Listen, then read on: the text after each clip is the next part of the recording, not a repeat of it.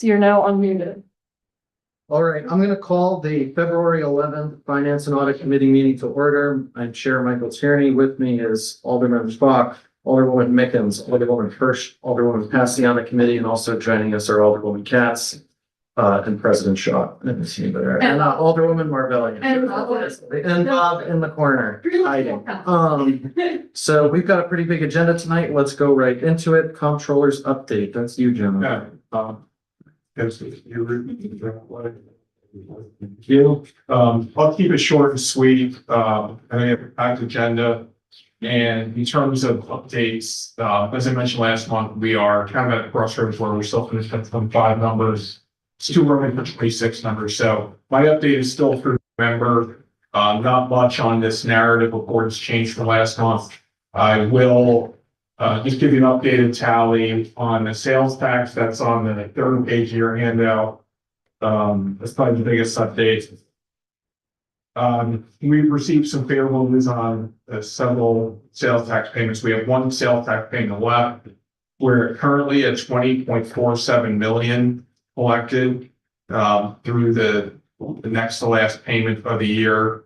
That payment last year was $311,000. If that comes in at say $300,000, we'll be approaching 20.8 million in sales tax.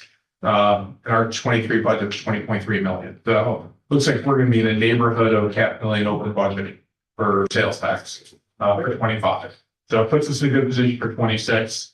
Not much has changed other than that. I gave you an extra enforcement report for the month of November. That hasn't changed. You'll start seeing extra enforcement reports again soon. New numbers. We did have to take a little bit of a hiatus with some of the snow and with the meter being kind of provision for December. So, yeah. If you have any questions, call me, email me. Any questions for John? All right, thank you. Rec Trust number 2, Rec Trust Fund for Forsyth Nature Center Project. Julie, thank you. Great. Let me remove this. So I am here to request a budget transfer for the city's botanical gardens and aquaria grants. The city, our department operates and has for many, many years with CPGA funding. This is what funds our environmental ed programming. This is through the Office of State Parks. Previous couple of years, they've started to offer capital projects for those communities that have CPGA funding. These are not competitive grants. We did receive a grant for $100,000 to demolish the building that we call the horse barn at the Forsyth Nature Center, and to rebuild that building. The grant application was to rebuild the building, redo the pad, do the paving, and put in handicap accessible public bathrooms, which do not exist at the Forsyth Nature Center. Right. However, the funding we asked for was not fully allocated as it was a non-competitive grant. All applicants received it. And so the something was all diminished from each applicant. So everyone's grant was funded less. To that effect, our original ask was for $220,000. We got $100,000. So we have scaled back the project, and in discussions with department and the administration, we have decided to eliminate the bathroom part of it. And so the project is to tear down the horse barn, replace the horse barn, and do the entire scope minus the bathroom part of it. So this would be demolition in-house and then reconstruction of a 40 by 60, a larger horse barn, a larger storage shed. That has nothing to do with horses. For those of you who aren't aware, there used to be a mounted patrol in the city of Kingston, and they were housed at the nature center in the back before it was a nature center and to the horse farm.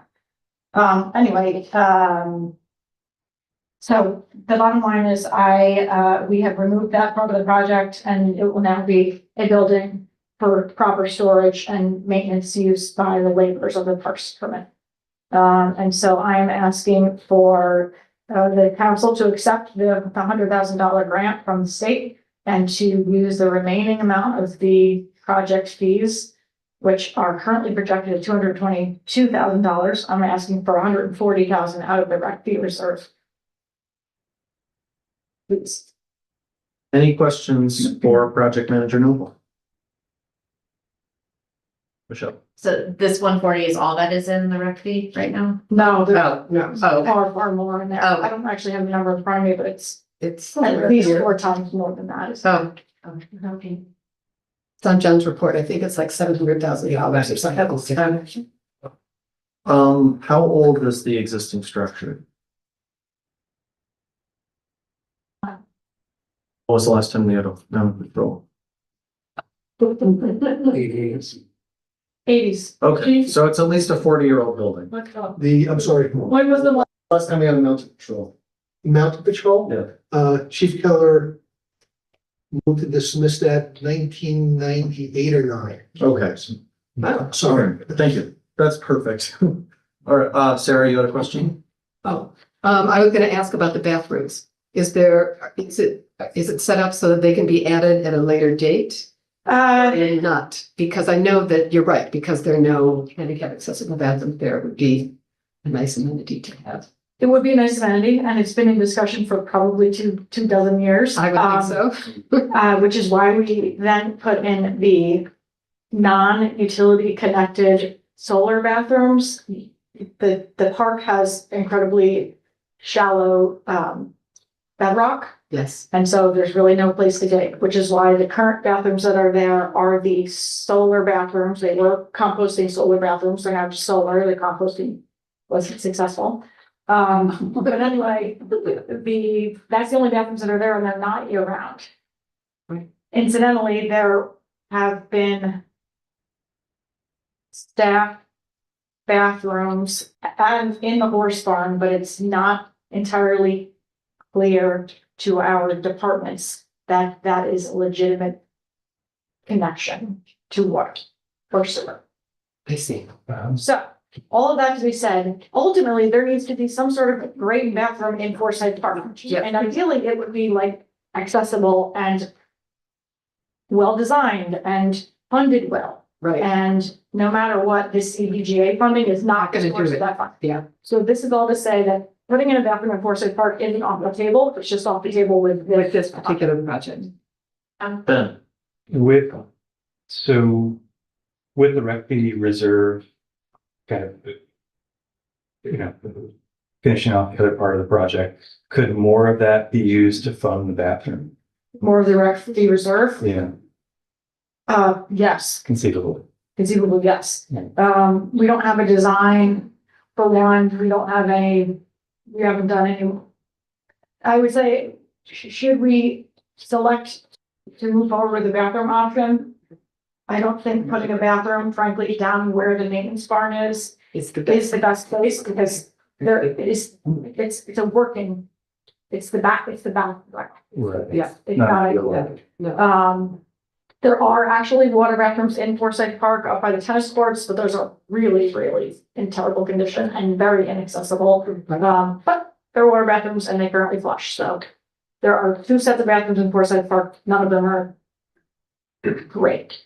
But the short answer to your question is yes, the rec trust fund could be used for that, Okay, but it's not an ideal location. not by the not horse. the horse farm. No, the ones that are a little further up at least are somewhat accessible because they're closer than the horse barn. Accessible from the convenience, but not accessible from handicap accessible. Correct. Technically, the solar bathroom is handicap accessible, but it's not year round, Right. and it's now being used as a sport outlet instead of an actual compost. I see. Any other questions? All right. The committee report reads authorization to expend up to $140,000 from the recreation fee reserve to fill the gap for the project budget for the New York State Zoo's Botanical Gardens and Aquaria grant for the Forsyth Nature Center Storage Building project. And it's a budget transfer from grant revenue and rec fee reserve to construction materials and supplies. Estimated financial impact is $0. Can I get a motion? Motion by Terrell Mickens, second by Sarah Pasty. Any discussion? All right, all in favor? Aye. Any opposed? Passes unanimously. Thank you, everyone. Thank you. Thank Julie. you. Good night.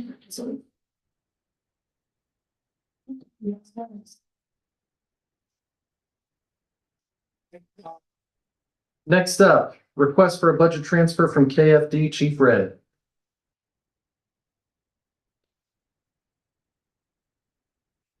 I'm here tonight to, ask for a budget transfer from contingency for an amount of $60,000. Purchase additional EMF equipment, so that then we would be pretty much set to go completely. The equipment that I'm looking to purchase, they're called IO guns. Those guns, it's a drill gun type of a thing, which the medic would use for trauma patients where blood pressure is low on them. And they drill into a certain part of the body. I won't get into it, but they drill into a certain part of the body and the medications go directly right into that. And it's a quick way. Right now, we have the ability to do it, but it is a hand drill that they have to use. Oh, boy. Sounds scary. Sounds good. But they would get up and running back in 2024. We had to do what we had to do. That's right. That's what it was. So that was one piece of equipment. The other piece of equipment is a additional stretcher. Right now, if we have a stretcher that breaks, because they're electronic and they're hydraulic stretchers. If one breaks, then one ambulance is out of service. Right, If we don't have the spare stretcher. right. So this would give us a spare stretcher. Mhm. And actually it'd be our very first new stretcher that we ever purchased. Oh, So it'd actually go in service, we take one of the used ones out and have it down at the station to have a spare one. great. So that all the ambulances remain in service if we break a stretcher, which we have in the past. So, and the third is additional batteries, stretchers work on batteries. Any questions for the chief, President Sean? This is sort of related to this, but I was talking with a constituent very recently about how the EMS personnel, when they go to a scene, they may, technically the police are supposed to secure it, but if somebody is injured, they rush the person who's injured and they don't have any bulletproof vests, and that was a concern. Is that something well, I know because this is a different department with the ambulance, so is that something that you've considered to make sure that in a situation like that? I mean, I'm sure doesn't happen very, well, hopefully it doesn't happen very often. But it was a concern when I said I'd be very good. It's like something I don't want to hear because they're not supposed to do that. They're supposed to wait for the scene to be secured and wait for KPD, which they do a very good job at telling their dispatcher, allow the fire department. And I don't know if this actually happened, this was a constituent. I'm sure it has out there, But- I'm sure. If they want to help somebody and they see somebody, I imagine instinct would take over to go and do that. Correct, that is correct. There's two thoughts on that. One thought is, when do you put it on? I mean, right now, the Kingston Police wear their vest once they go on duty, until they go off duty. What call would we go to that we would deem would need the potential for, violence where we need to put a vest on prior to going? We don't know that. We don't know that answer. So, what I'm looking at is we have a very good relationship with the police department. They're there when we get there, majority of the time. And for them to secure the scene, because it's gonna be the one time, you're going for just a person down, on Broadway, and they don't put the vest on because they think it may be someone that's under the influence or something like that, then it turns out to be something totally different. And now it calls out that piece of protective equipment. So my thought is no vest, wait for the PD, because when you take the course, whether you're EMT or paramedic, the first chapter is scene safety. That's the first chapter. Then that chapter says, you don't go, us. And it's very difficult because we can see a person down. We can see blood on the sidewalk. But, we're taught to go to the person. Right. But with this, scene safety, if it's, you get additional information, the stabbing, there's a shooting or so forth, an assault, well, where's the other party? And it's not our job is can you identify where the second party is? And if the scene was safe, it's police job to make the scene safe. All right, I'll pass it on. Thank you. Okay, any other questions for the chief? All right, I'm just seeing that the reimbursement is coming from a line called Ulster County reimbursement. Is that, Now it should have read, come from contingency. oh, from contingent? Oh, it should have, right. Okay, so I'm just, Just to clarify, the chief and I had talked about this. Middle of last year, the city had received we entered a contract with the county.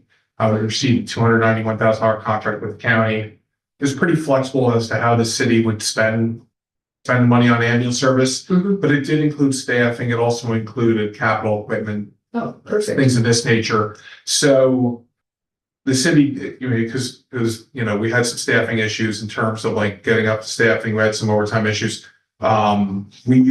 We did a budget transfer to cover staffing with that grant. So we ended up recognizing the entire amount in the budget last year, but hence technically really, we shouldn't be taking it from the grant, but there was additional money that was unanticipated last year in the amount of $291,000. So the chief is now just taking some money back to use for actual capital equipment. Okay, thank you for that. sure. All right, any other questions? I just asked to change the account. Oh, sure, we could. And it would make the financial impact $60,000. Okay, I should have found that. I sent two of them to the court with the correction. we can And collect. make. Only one, Depends what it is, fine. Can you also add the financial advice? I can.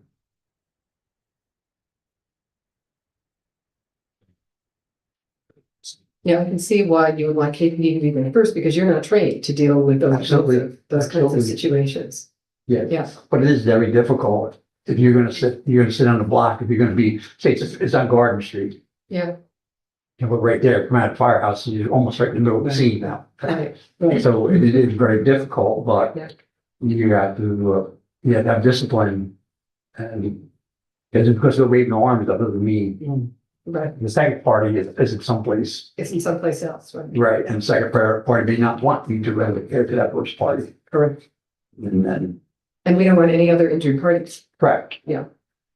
All right, the committee report reads transfer of funds from 1990.5404 contingency in the amount of $60,000 to 5440.479 in the same amount. Estimated financial impact is $60,000. Can I get a motion? Also move. Second. Second by Michelle Hirsch. Any discussion? All right, all in favor? Aye. Any opposed? Passes unanimously. Thank you. Thanks, Steve. Thank you. All right, next up is sale of surplus properties. Director of Housing Initiatives. Hi, everyone. On January 9th, I held a surplus property auction, and this was a mix of properties, mostly properties that were originally received via the tax foreclosure process a very long time ago. It also included, as everyone knows, the Delaware Avenue Firehouse, which was decommissioned as a firehouse use. So not all of the properties had bidders. Four of the properties did. And those are 72 Garden Street, 371, 383 Rear Boulevard, Catskill Terrace, and 207 Delaware Ave. So I'm requesting that the council approve the sale of these properties to the top bidders of each respective properties.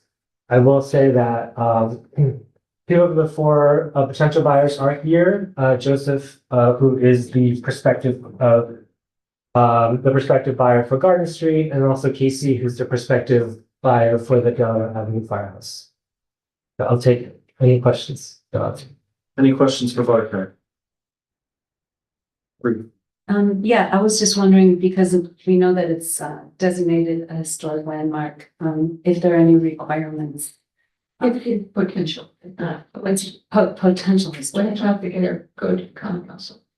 Okay, so it's just borderline these, It's in the process. it's in process. Okay, so it's in process. And so like I don't know if it's a norm in municipalities to have requirements,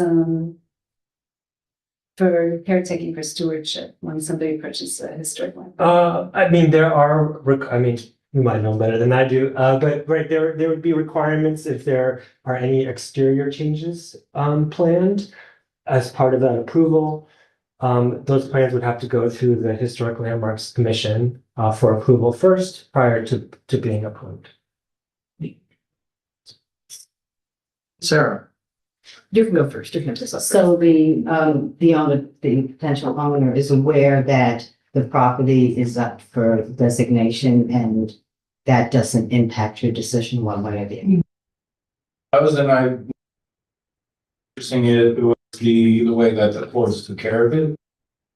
It's a well.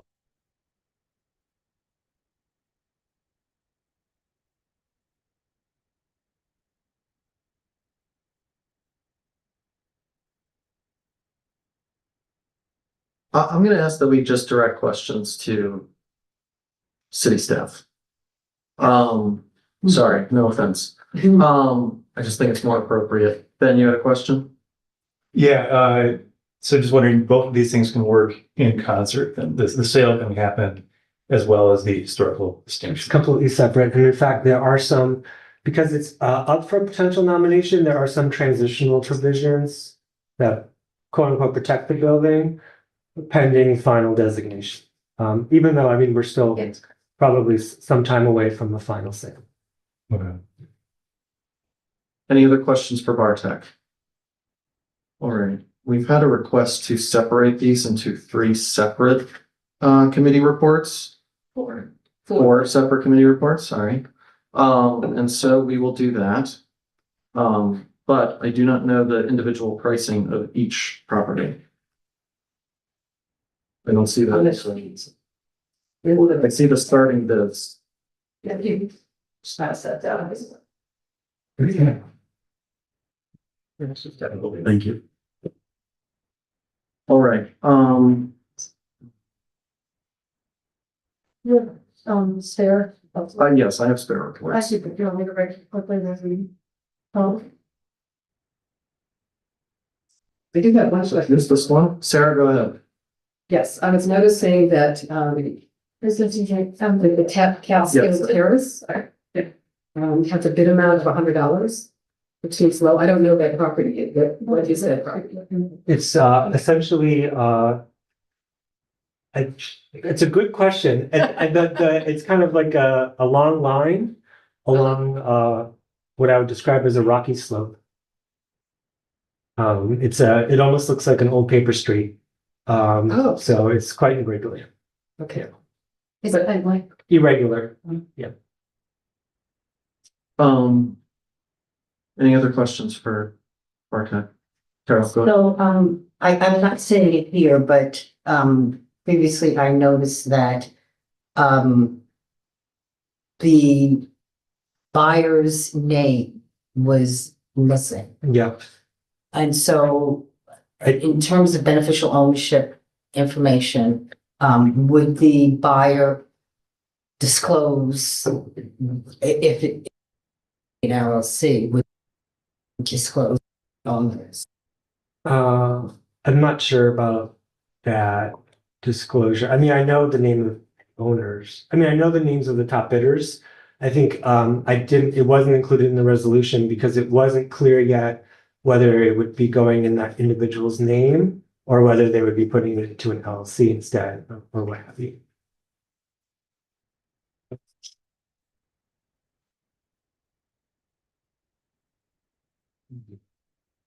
Are you all right, Carol? You good? Yeah, I'm just a little, because beginning of the year, you would have to disclose who.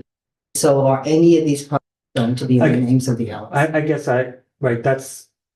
that's a state law, is that so that's a separate process from what I'm doing tonight. So obviously in the formation of an LLC, they would have to follow certain requirements that are outside of this. And they would have to disclose the name of the LLC. Majority Leader Hirsch. I believe that law was vetoed the LLC transparency law was vetoed by them. Oh, Mm. back to January 1st. Right at the end of the last year or beginning of this year. All right, our first committee report reads authorizing the transfer of 72 Garden Street in the amount of $3,500. Can I get a motion? Motion. Motion by Alderwoman Pasty, seconded by Alderman Fogg. Any discussion on the transfer of 72 Garden Street? All right, all in favor? Aye. Any opposed? All right, passes unanimously. Our next committee report reads authorizing the transfer of 371 to 383 R Boulevard in the amount of $1,000. Can I get a motion? Motion by Alderman Kirsch, seconded by Sarah Pasty. Any discussion on the transfer of 371 to 383 R Boulevard? All right, all in favor? Aye. Any opposed? Passes unanimously. This next one authorizes the transfer of Catskill Terrace in the amount of $100. Can I get a motion? Motion by Alderwoman Hirsch, seconded by Alderwoman Pasty. Any discussion? All in favor? Just sign there. Aye. Aye. Any opposed? Passes unanimously. Authorizing the transfer of 207 Delaware Avenue, this is our last one. Authorizing the transfer of 207 Delaware Avenue in the amount of $460,000. Can I get a motion? Motion. Motion by Alderwoman Pasty, seconded by Alderman Fogg. Any discussion? All right, all in favor? Aye. Aye. Any opposed? Passes unanimously. All right, congratulations all. Next item on the agenda is the grant application for safe routes to school. Natalie. Hi, can everybody hear me? Yes. Okay. Hi, I'm Natalie Kickle. I'm the grants manager for those of you who I haven't met yet. I'm here to request authorization to apply for a New York State Transportation Alternatives Program grant. That would allow us to construct sidewalks on 5 streets leading to 2 city schools, which would greatly enhance pedestrian safety. That's a pretty housing dense area when there are a lot of students and caretakers that walk to school on relatively unsafe conditions right now due to intermittent sidewalks. So we're trying to improve the network of sidewalks around those schools. Any questions for Natalie? Tara. Yeah. Go ahead, Tara. Which schools, Natalie? Bailey and Edson. Sarah. I don't have a question, but I just wanted to provide a point of information. These are in Ward 1. And I can attest to the fact that these are very, very narrow streets. And even if you have a car parked on one side, it's hard to get through. There are no sidewalks. And I get calls all the time from people who live near the schools who feel that it's really dangerous, which it is, because there really are no sidewalks anywhere in any of that area. Michelle. Yes, hi Natalie. So, Hi. based on these, like, how many feet of sidewalk are we speaking about for these 5 streets? Oh gosh. I don't know. Okay, and so we're asking for 2 million? A little under 2 million. The total project cost is about 2.25 million, and the grant will cover 80% of that. So it comes to about 1.8. So on the committee report, as an FYI, it lists that our matching requirement made $450,000. Yeah, I mean, we're still developing the application, which includes the budget. So those numbers might shift a little bit, but that's probably like an approximate amount that we could expect to have to match it with. Shift up, down, or either? I mean, honestly, that's probably pretty close because we did have to submit a pre-application. So John, the city engineer, did put a lot of time and thought into the budget. So it's probably going to be pretty close to that. I think if anything, it could go up a little bit just because that's kind of what happens with construction, especially because the project construction probably wouldn't start for about 2 years. Ben, you have your hand up? Yeah, are they both sides of the street or just one side, or is it a Just mix one of side. one side for all the I think so, yes. thoroughfares? Michelle? So the way the committee report is written, that it would be to apply, accept, and then expend money in the first instance. So like we wouldn't really know what's going on potentially until when? Like you're saying construction wouldn't start for 2 years. So is that when you would spend the first amount of money? I guess I would have to actually double check what the grant will cover, what costs it would cover. If there are any costs incurred before construction, then we could potentially seek reimbursement before that. But I just couldn't tell you at the moment.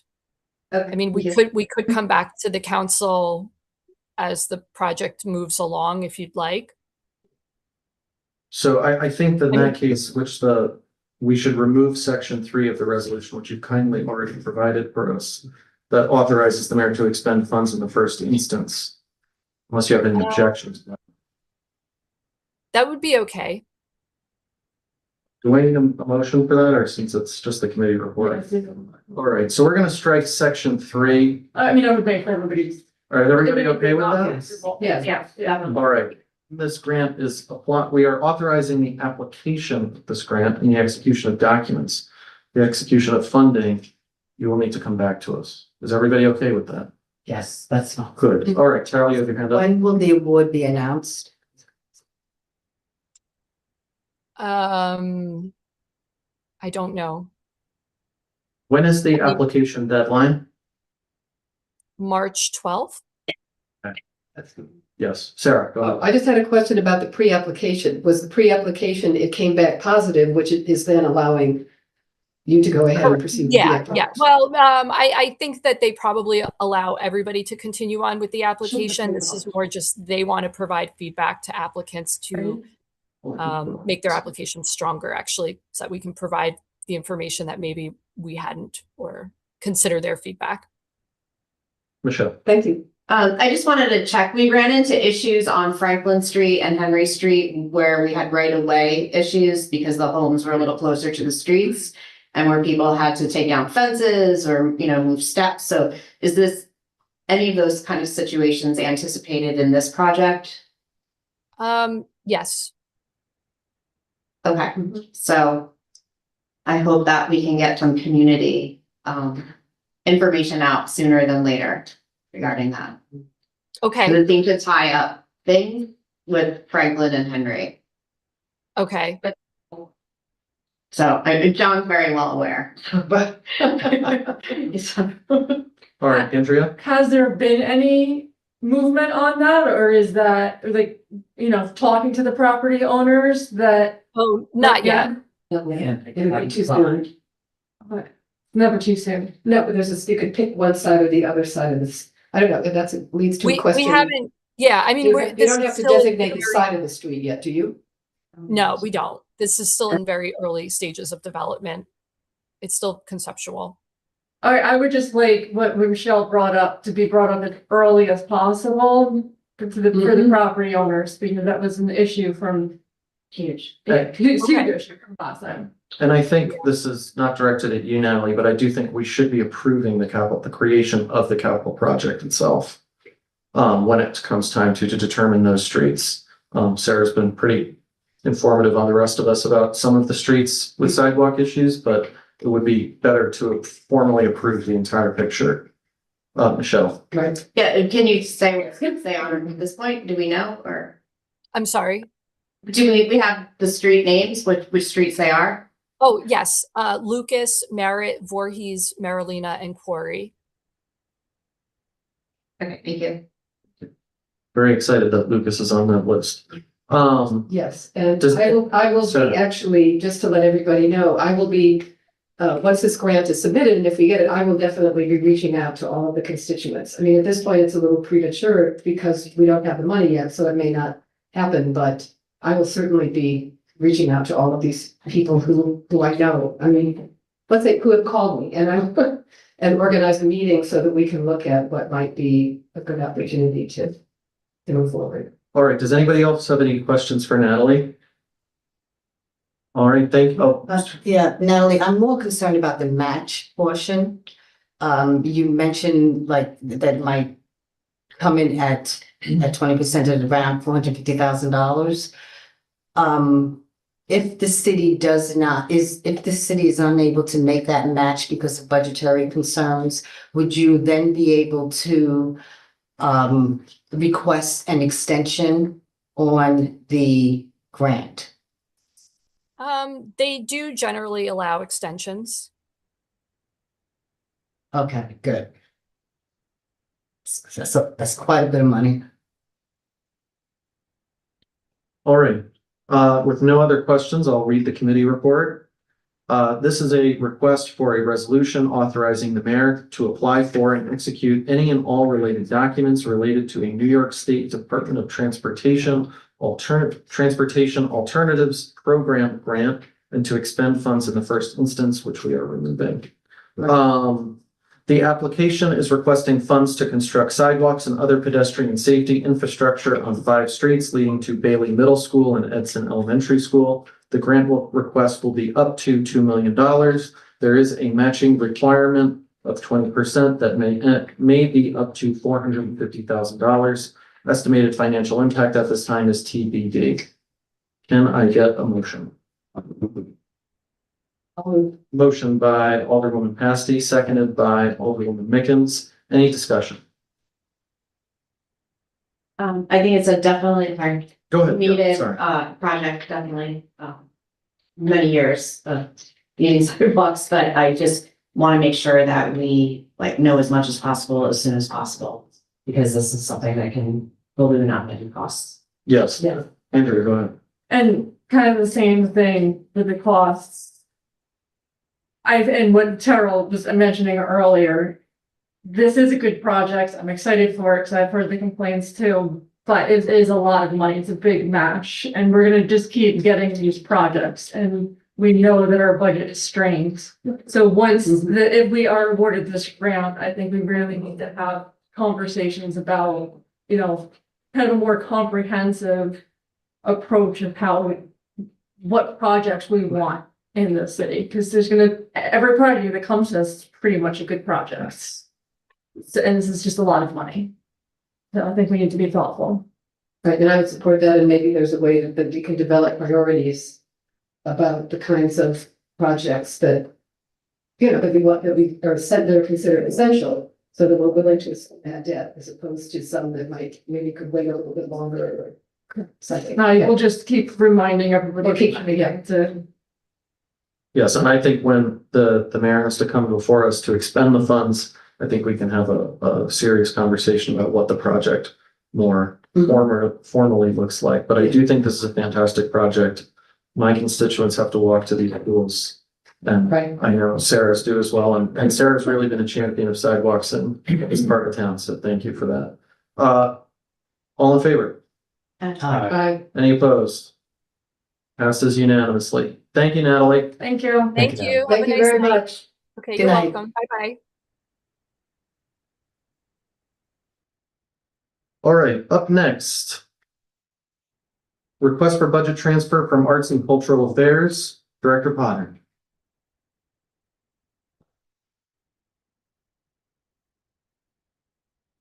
Thank you. Something for everyone.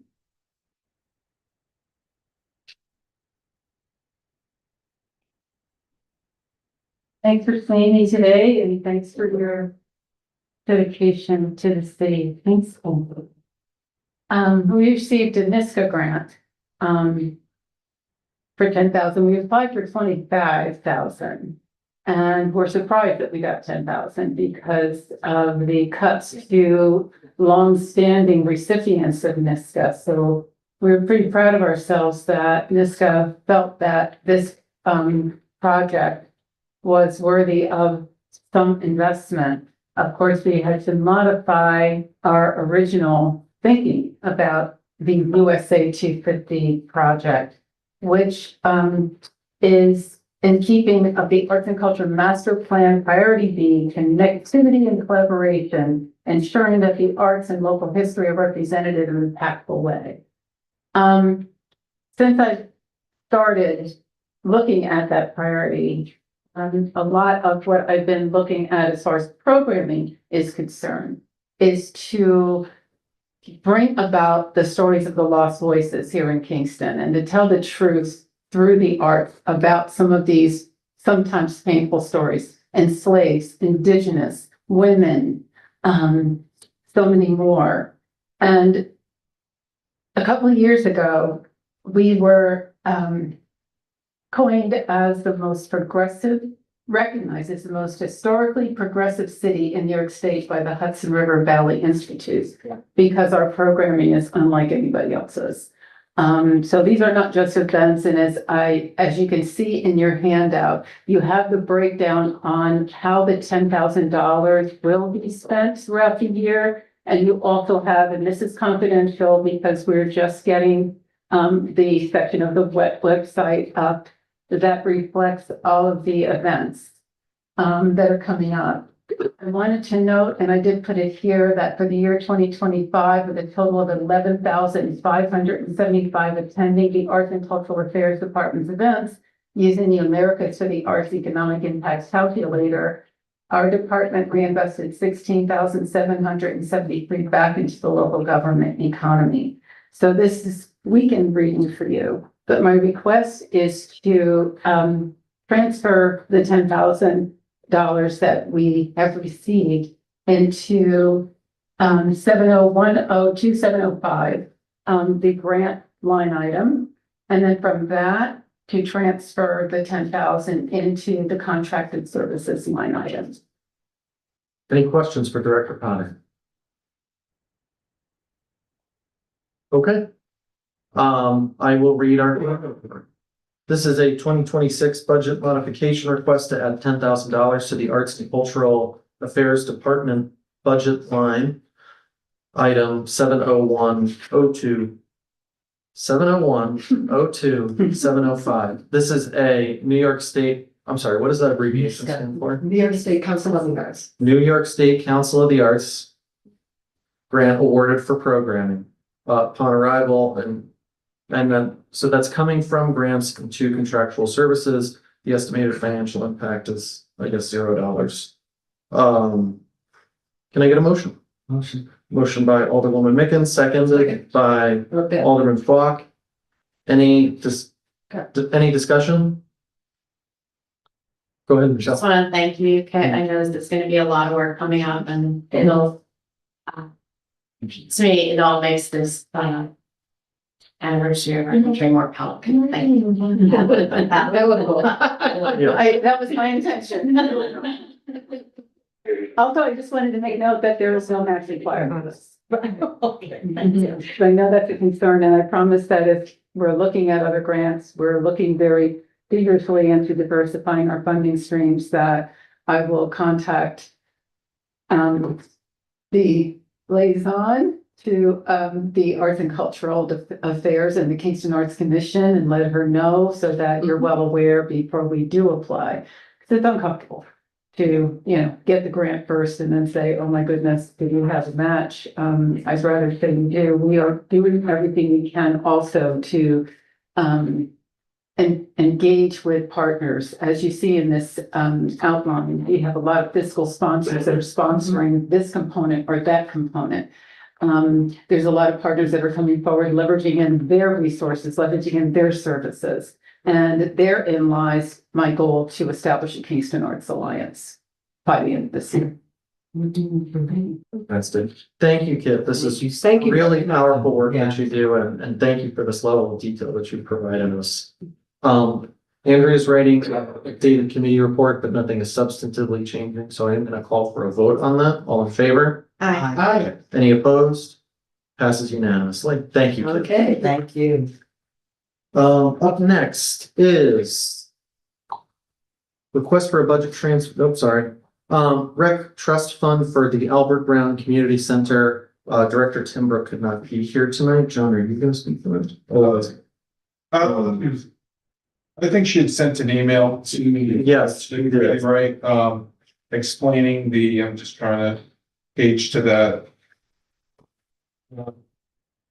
Section here. Essentially, she was looking to use the rec fee reserve funds that we discussed earlier to pay for materials installation related to the Albert Brown Community Center signage, that project downtown. So, the appropriate use of the funds, somewhere around $12,300. The alternative would be to take it from contingency or somewhere else in the budget, so. All right, thank you. Does anybody have any questions on that? All right, the committee report reads, this is a budget transfer of $12,300 of unspent allocated monies from A1-388905 rec fee reserve to A17140.13.5302 for materials and installation of the Albert Brown Community Center signage. Estimated financial impact is $0, again, because it's coming from the rec fee. Can I get a motion? Motion. Motion by Alderwoman Mickens, seconded by Alderwoman Pasty. Any discussion? All right, all in favor? Aye. Passes unanimous. Next item on the agenda is the request for budget transfer from KPD, Chief Tinty. Thank you.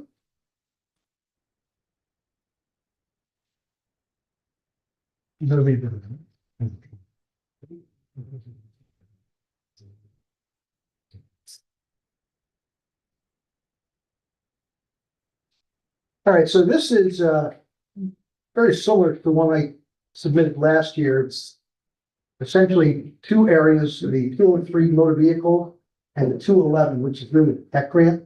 In 2024, we received $1.149 million for technology to help in the reduction of crime. I, believe it or not, have not been able to spend all of it. I still had $18,383.25 in that account left at the end of the year that we could not encumber through a purchase order.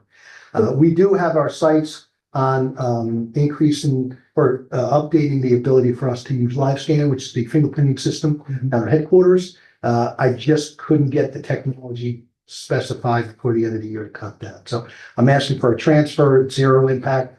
It's just moving it from the 25 account to the 26.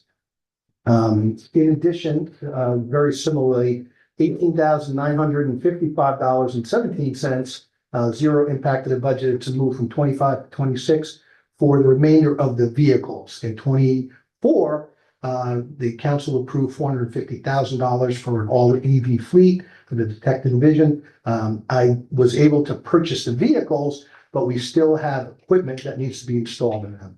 So again, just we could not get it done in the time frame. So again, it's a zero impact on the budget. We just moved from one to the other, but I think it's relatively simplistic in its request, but that's it. 211 and 203. Any questions for the chief? Great. All right, the committee report reads a 2026 budget modification to carry over unspent monies from the 2025 budget. And we have the attached spreadsheet here. The estimated financial impact is $0. Can I get a motion? Motion. Motion by Alderwoman Hirsch, seconded by Alderman Falk. Any discussion? So the electric vehicles haven't gone out yet? They are. Oh, they are. Oh, yeah. Our detective division is fully equipped, just missing some of the equipment, particularly the lights. They are Chevy Equinox, the twos. They're not police pursuit or police rated vehicles, which makes them unique in our ability to put equipment in them. So that's really the hang up. We're trying to fit police equipment in non-police vehicles, but You'll see them driving around. I mean, we have 4 chargers down at headquarters, 2 down by the patrol and 2 upstairs by the rear of the wall. So far, they've been great vehicles, and we haven't had any issues. One of the main concerns was just them being front-wheel drive during the snow. We really haven't run into that. Even in this last big storm, we just had the detective on call, take one of the all-wheel drive Ford SUVs that we had as a spare training vehicle in the back, just in case. But we really didn't need it, so far so good. As far as the tech grant goes, everything's been spent except for that 18,000, and that looks to be pretty much earmarked. We're just finalizing the last specification on the live scans. Great, thank you. All right, it's been motioned and seconded. Any further discussion? All in favor? Aye. Any opposed? Passes unanimously. Thank you, Chief. Thank you again. Thank you. Thanks, Chief. Yeah. Up next is request for budget. You have 2 requests for budget transfer from building safety. Commissioner Knox. Commissioner Director Knox, sorry.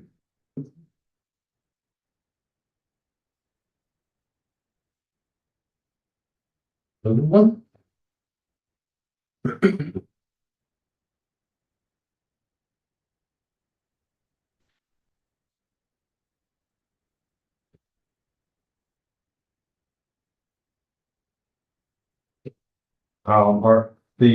First budget transfer, that I'm looking to, have you, move. Basically, we had, one of our vehicles, in a car accident, basically tractor trailer backed into one of our vehicles. So the insurance is recovering the funds, so we'd like to transfer the funds that are being recovered from the insurance company to our vehicle maintenance so that we can pay for, the damage that we've done. And we also have a transfer of $1,204.06 from our longevity line to cover some overages for our uniform allowance. This uniform allowances, the cost and stuff has gone up a lot and stuff, so it costs us more and stuff for the uniforms this year. And then the last is pretty minor, $23.45 from our longevity to cover our overage of postage. Yeah. Any questions for Director Knox? All right, I'll read the first committee report. This is a transfer request in the amount of $150,500 from A 13650 to 2017 demo unsafe building reimbursement to A. That's not right. No. Oh. That's a setup. This is not, yeah. Steve just. He has 2. Oh, I'm sorry. I'm So sorry. can you just clarify what year the transfer's for? 25? 25, yes. One's 25, one's 26. All right, so the one that we're talking about right now is 2025 budget. Right.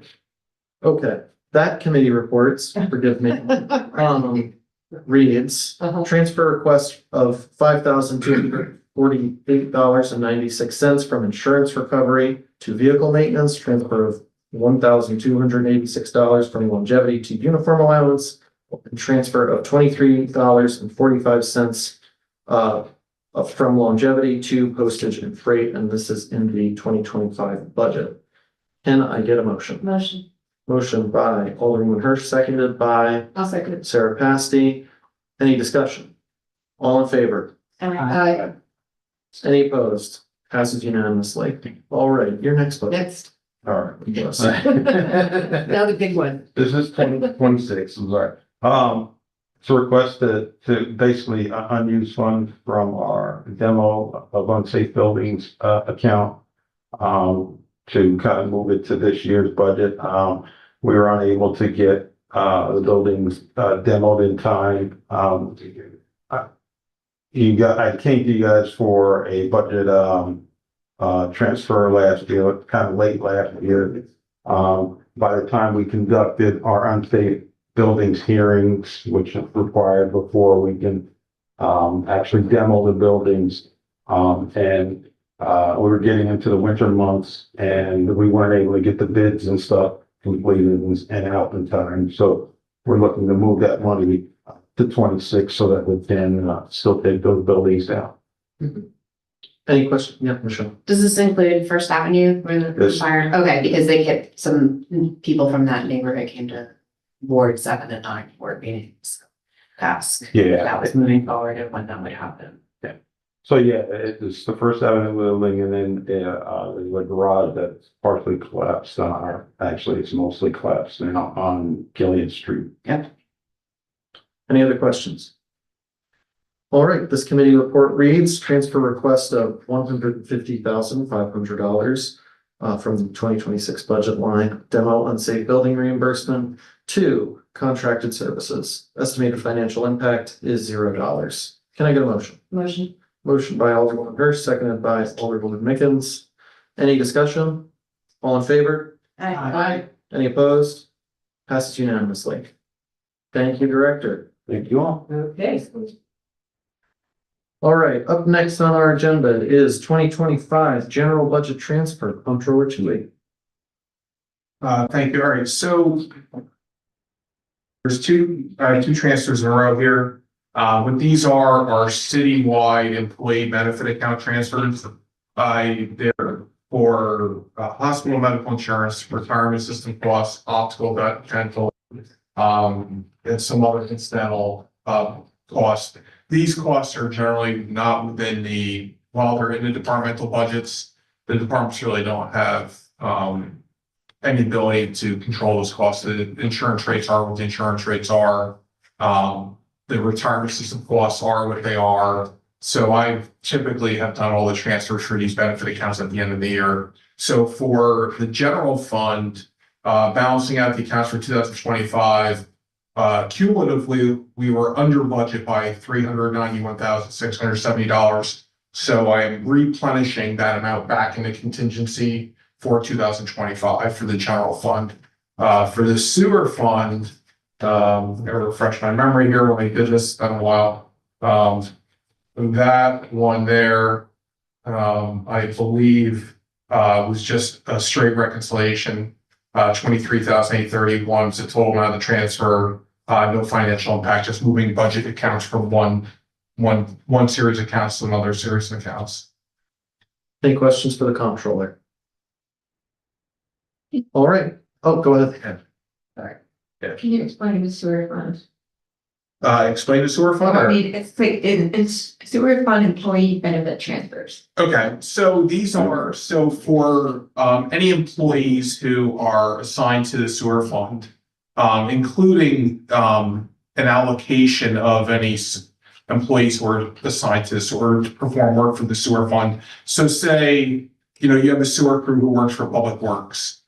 Each individual, if you look at your budget, we budget an amount for hospital medical insurance, New York State retirement system costs, optical insurance, dental insurance. So at the end of the year, we have to look at what we budgeted for those costs versus what were the actual costs. And if there's a difference, well, if there's any overages within individual accounts, we need to put the appropriate budget money in there. So what I'm doing here is really just taking money from where we are underspent and then moving it to where we're overspent.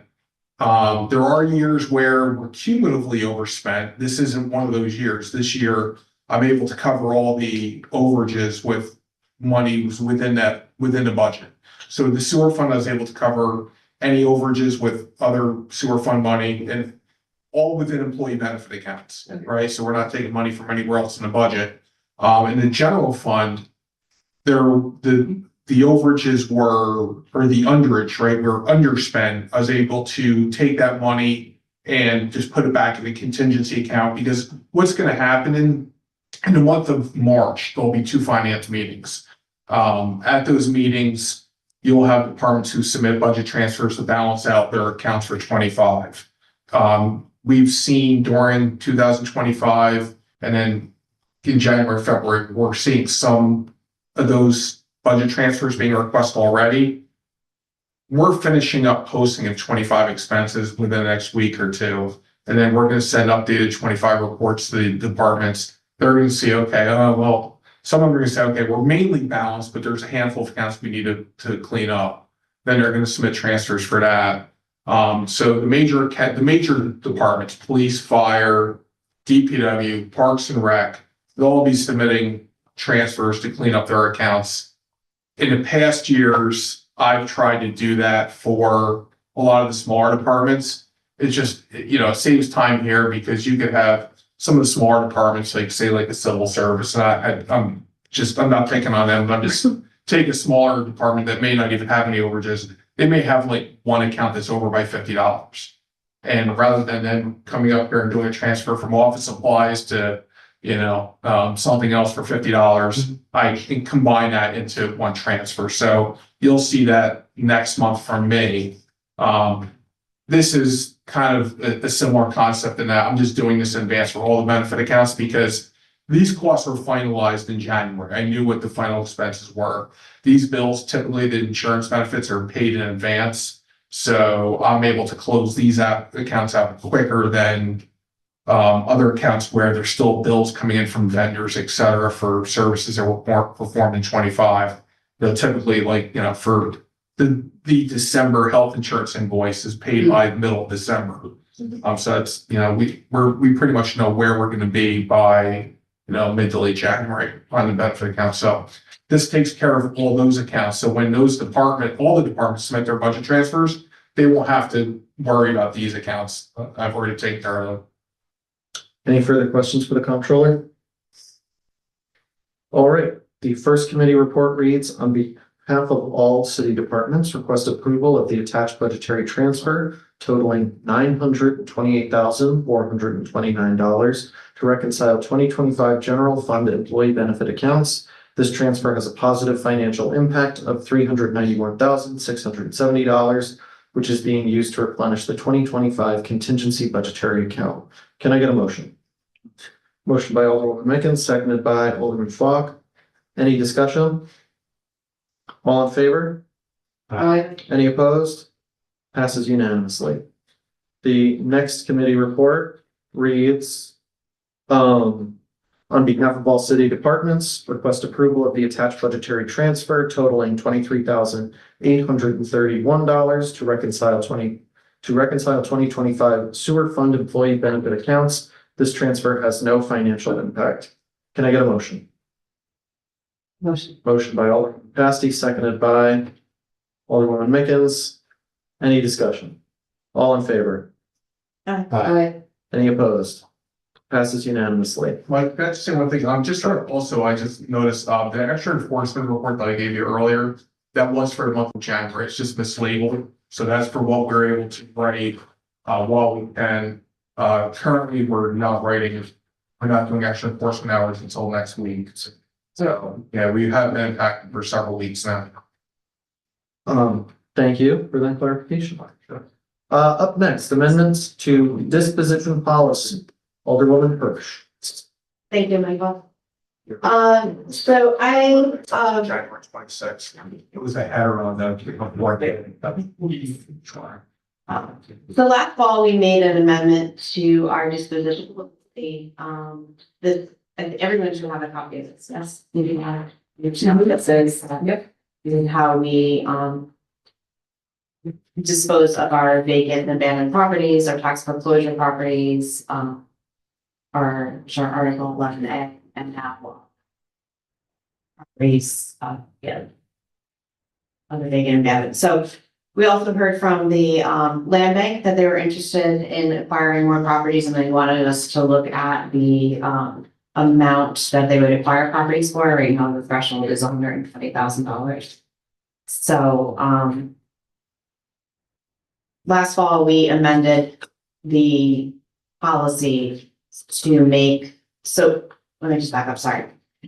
So we offer properties to the land bank first. They get right of first refusal. If they don't take the property, Bartek decides whether or not to send out an RFP for affordable housing, if the property can be used for affordable housing. And if he decides to do that, he sends the finance committee the RFP for comments. We have 10 days to comment and get back to him. And then once the RFP goes out and there is a review, the finance committee is now the review committee. if Bartek decides to not send something out for an RFP, it goes to auction. And we don't necessarily know when that's happening until there's an announcement from the city that there's an auction and these properties are getting auctioned. So I am proposing a few amendments. One, that the council have be updated at least quarterly on full list of properties that are available. My understanding is we're going to be coming into a lot of properties this year. So I think that we should have a grasp of how many properties there are, what they are, the total amount of taxes owed on them. And then if there should be a mechanism that if they aren't going for an RFP, but going to go to for an auction, that there should be a conversation with us so that we know what is going on. So, Any questions? Sure, Ruth. Yeah, what kind of notice has there been in the past? Like, just no notice, just To us or to the public? to the council and council versus the public? Or council and the public? I'd say it's noticed at the same time, the council to the council and the public. And then once the public is informed, council and the public are informed, how much time between that notice and when the auction is? This is, like Michelle said, this has changed. Like, we used to do auctions, but when I first started, when we switched to the land bank, so it's been a long time since the town was doing auctions itself. So because of the Supreme Court case back in 2024, that's why we made the changes that were necessary to make some changes.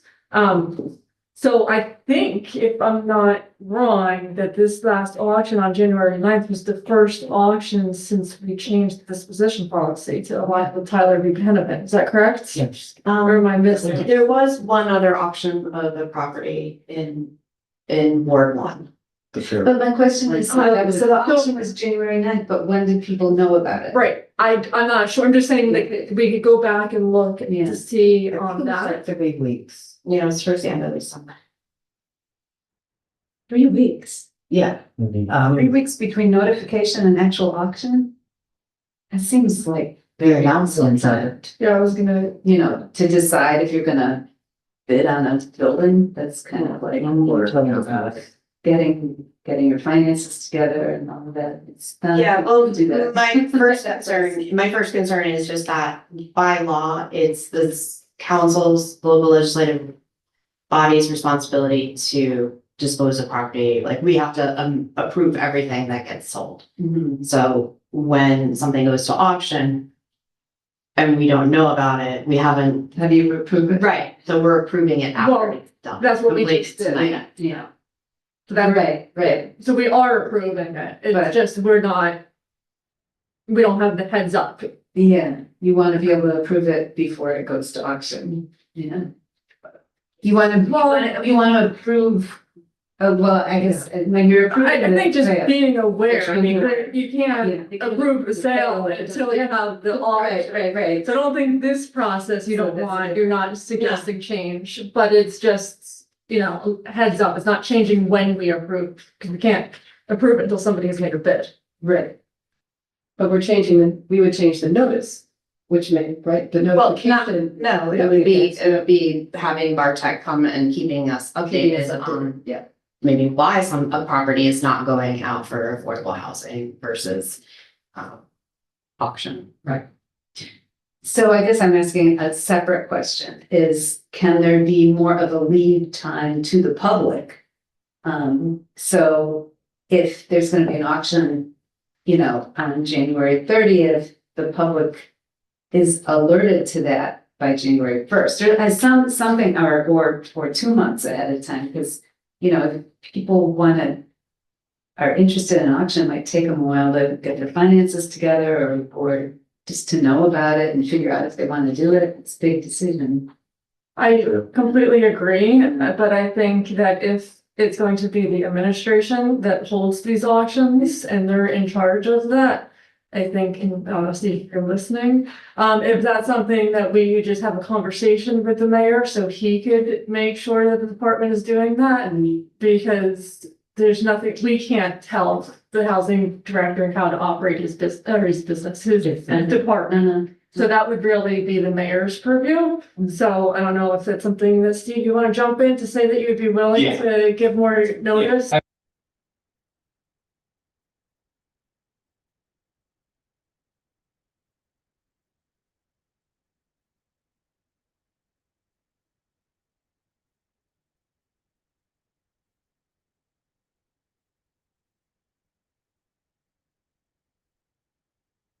It's because of the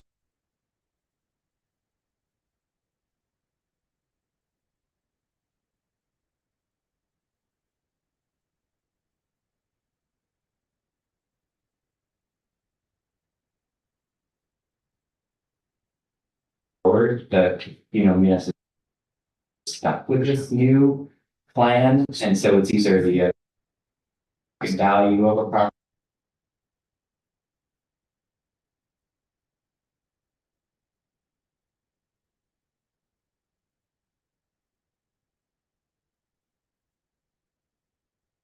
Ask him that as a part of his monthly.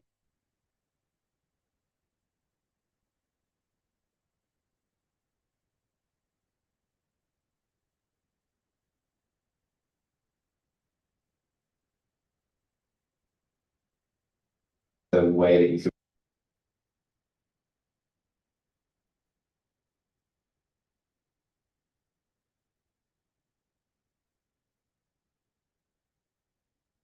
city since 20.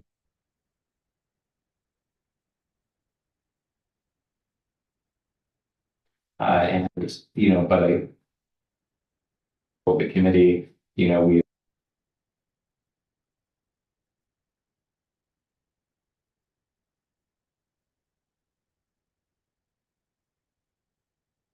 miss it.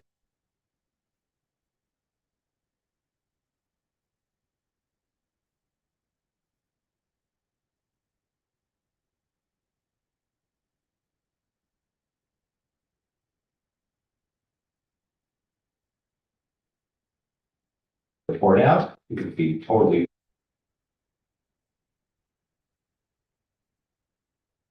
Not concerns, like there were, I think we didn't have meetings, not just November, December. Yeah, he also said that he didn't have an update, because I always Yeah. check if he Okay. has an update, but so if this is going to be, then, Okay. So that could be a regular part of his agenda, so then. maybe not every month, No, but there's not, when there's there's new something. ones, yeah, so that he'll know when I ask him if he has an update for that month. Okay, Because if there's nothing else on the agenda and he has no update, that's when I can't say. I think it could also be in writing. So the use. Yep. Flex time or whatever he uses. So we're not gonna take any action on this tonight, but we could add it to old business for next month. Right, because we wanna, Bob, did you have any information? All right, Bob and Michelle. Right. You didn't want to move the 120. You don't want to move the 120. No, I'm interested in having that conversation as well, because my concern is hypothetically, if we had a piece of property that had back taxes, say $200,000 owed, and we put it up for auction, and we get 110, right? We only get 110. We could have given it to the land bank. Do we know why 120 is the number? No. Do we remember? The Do land, you the remember? land bank, Yeah. but they chose that number, correct? Did we But they just could- pick a number because we had to pick a number? So I think Too much higher. we wanted to come back to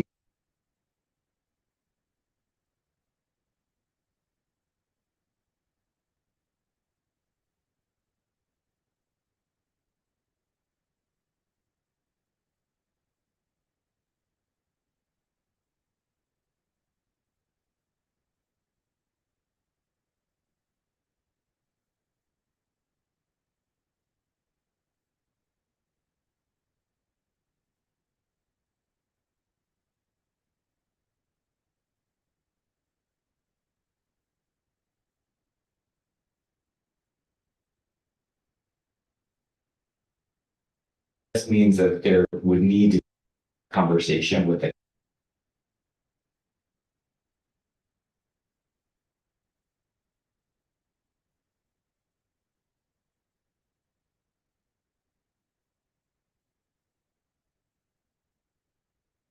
we would much rather, we wanted to go through this other more formal rate. These may not be.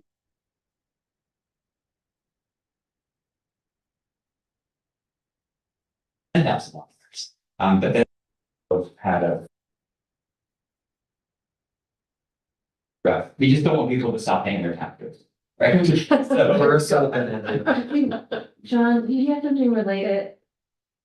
Something related, I mean, I just wanted, because, you know, we've been talking about finances and fund balance and, you know, at December 31st, 2025, there's over $5.8 million of back taxes owed to the city of Kingston. A good portion of that is county tax, school tax, that, and yeah, I'll just take this as a second to kind of let you know how this works, right? So we have our own tax levy.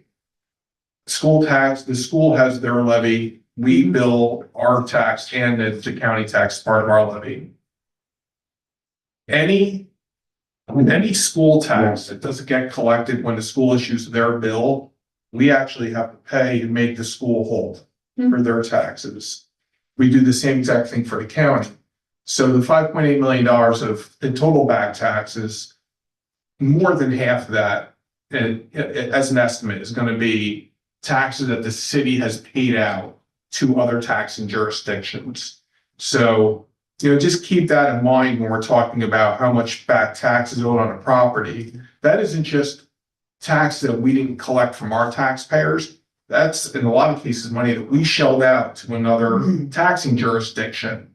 And we have over $5 million receivable. So, you know, when we forgive a tax debt, a lot of that was hard dollars that we paid out, and the receivable now that we won't collect. So, you know, it obviously should be thought about judiciously and think about in the context of, you know, our goals of housing, and we're trying to create housing, and we're trying to be mindful of the finances. So, you know, I say that in context of trying to, you know, balance those two pieces together. I know it's kind of a delicate puzzle, right? We're trying to promote affordable housing and housing in general. We're also trying to keep the city finances afloat. So, Andrew, Yeah, I'm just thinking out loud for a possible solution. So if there's a property that has, say, 200,000 in back taxes, and it goes to auction per the disposition policy, and then it has to come back to council and approve. I wonder if there's a way that we could still give it to the land bank at that, you know, so when we're approving or not approving, we could then also be considering land bank. So if it comes back, there's $200,000, so it doesn't automatically go to the land bank or give them the first refusal. Then we have the auction and they sell it for, or the top bidder's $10,000, but Kingston Land Bank is willing to do $60,000. So, you know. That's not an auction then. Right. No, but we don't have to do an auction. An auction, How would you know what the value is? How would you get at that $10,000? If there were no auction. you would have to hold an auction. But you could hold an auction of what we did. So January 9th, Bartek held an auction, and then it comes to us and we just approved 4 different properties. We also could have not approved those 4 different properties. Right? So we don't have to approve those.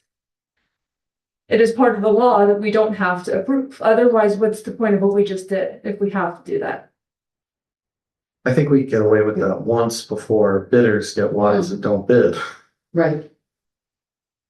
I have a question. When somebody, I'm forgetting when somebody puts a bid in and they get successful, do they have to pay something before we actually approve it? Well, I So- think the day of they pay 10%. That's what I thought. So in other words, they've already paid money. So essentially you would then have to give them back that money, which doesn't really seem that, that It's not. But if we have to approve, which is the law, Right. then what you're saying is we have to also accept the top bidder, then that's not the legislative body approving it, we're just rubber stamping it.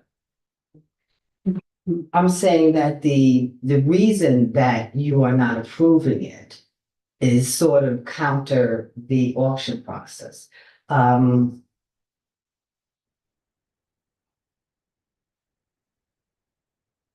I mean, I get what you're saying and it makes sense, but it's the mechanism that I don't really. Like an auction and that. Like you go to auction. Yeah, exactly. I'm gonna go to Mayor Noble, then Marissa. Yeah, this is, I know, like, super. Policy. One of the. You can acquire. So where we.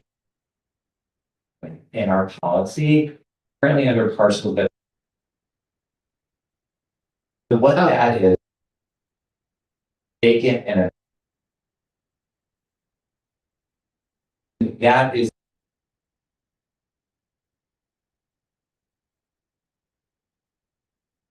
$7,000.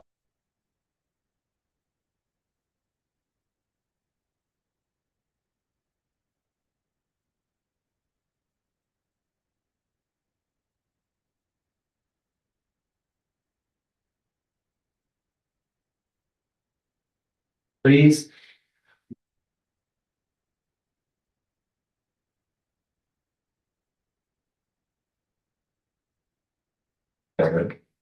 At.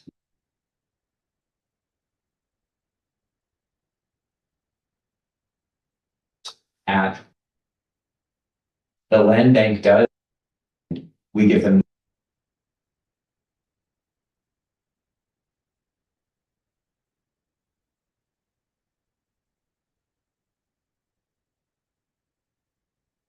Which is essentially below. Or if they don't.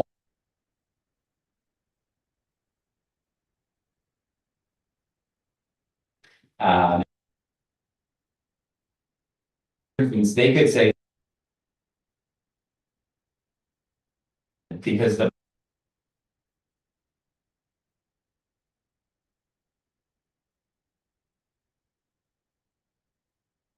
To bid on them. And get it for 10,000.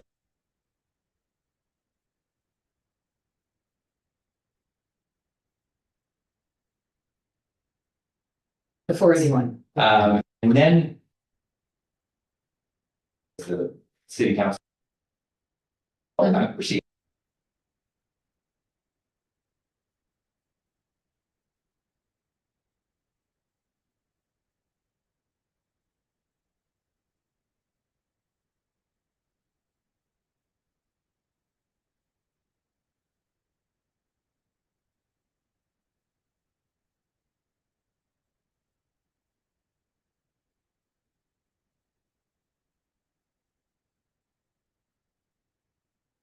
How you and how this.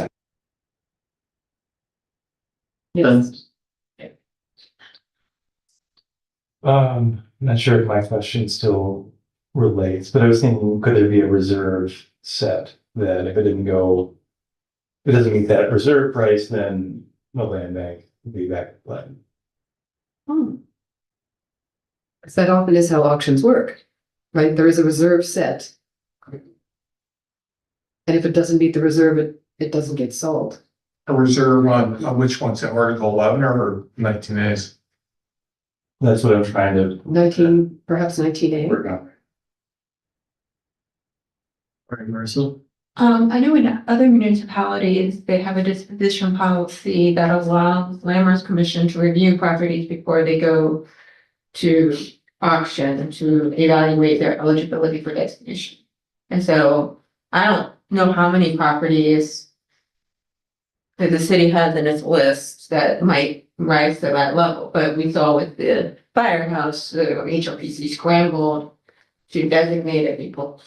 I mean, they acted quickly enough to get a calendar to just stave off any potential demolition. Not that they were really concerned that a property owner would just buy it and demolish it, but, it's, I do know that other municipalities have that policy of allowing the landlord commission to do one before they go up for auction. And I wonder if we're amending this, maybe we could add that clause. Yeah, I like, And I would also add that I would set them up for, on their own, the city, when I do this for them, to, the city does find it, if the landlord commission finds that it is designated, worthy of designation, they could pursue national register listing and get the historic tax credits to make that project more financially feasible. That's, again, it's just another reason why you might want to have the landlord commission weigh in on the historic integrity and character of. Tara? That's all the more reason that it should have been an RFP. Because the city would have some say in the use of that building, and if it comported with planning and what they wanted to see. So make sure that whoever became the owner, whoever ended up owning it, in compliance with HLV. Yeah. All right, I'll put this on old business for next month and we can continue this discussion further. Thank you, Majority Leader. The next item as well, which is number 14, but I'm gonna have us all discuss this in tandem with item 17 or 16. And there was another proposed tax exemption by the mayor that is not included on this list, but I think it's worth starting that discussion. So we'll have Michelle go first, explain your proposed exemption, and then the mayor, you'd like to join us at the table to discuss your proposed exemptions. And I think at the end of the day, we should take no action tonight and schedule a public hearing, but let's hear and ask questions and discuss first. So Majority Leader, or you? sorry, I'm just trying. Okay, so I put in an amendment to in our city code chapter 360 40 senior citizen tax exemption. So this was established here in the city back in 2013. And the limit was at about $29,000. So a senior citizen could, sorry, I have a window.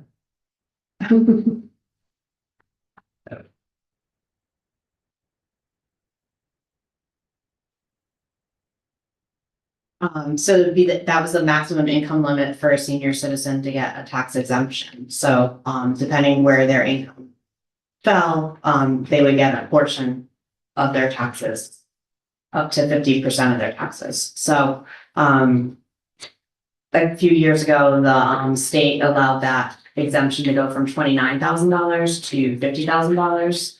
And some municipalities around the county have been establishing that. New Paltz, like Ulster County just raised their limit as well.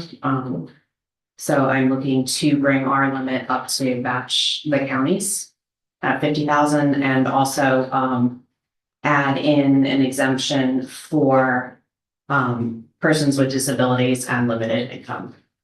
So I sent an email out with a bunch of different information about all of these. And then I think Dan's here. He also weighed in on what the change would look like if we were to put a change in. He doesn't have like figures for us if we went up to 50,000, but previously the county had been at $38,000. So he has a better idea of what a change to our tax base would look like based on $38,000.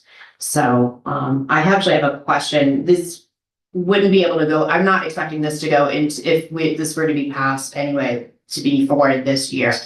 Dan, right? Like people have to apply by March. Yeah, taxable year? status. Yeah. Taxable status is March 1st. Okay. And this law wouldn't be able to be adopted by taxable status date. So this would be, if passed for the 2027 assessment role. Right, yeah, that's what I assumed, so. All right, Mayor, do you want to give your? Yeah, and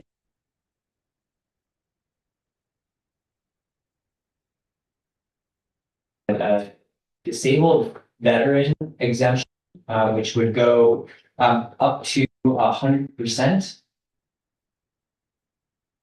Was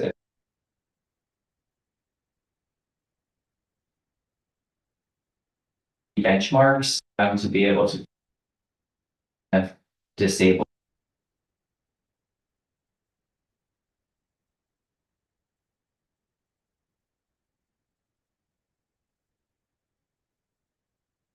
Houston that potentially there are, you know, work that's happening.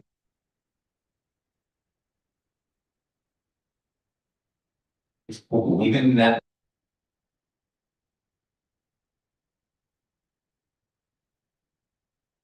is good to have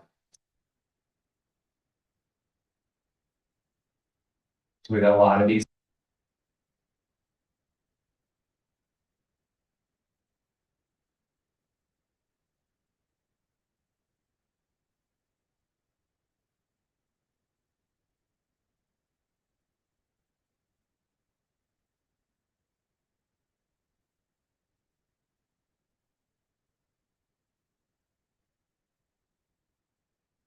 Right. And not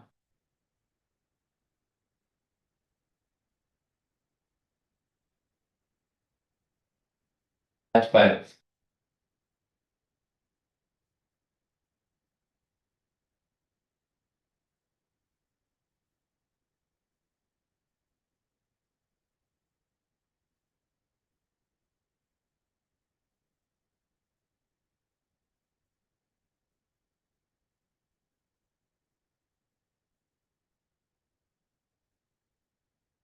and Dan, thank you.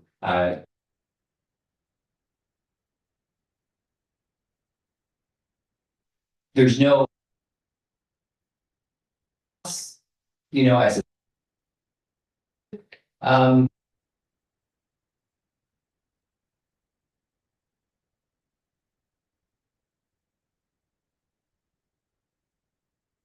rates. Makes sense. Do you want to speak to your other? Oh, sure. And then the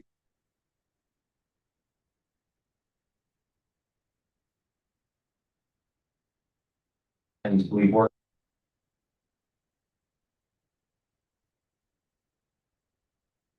for someone.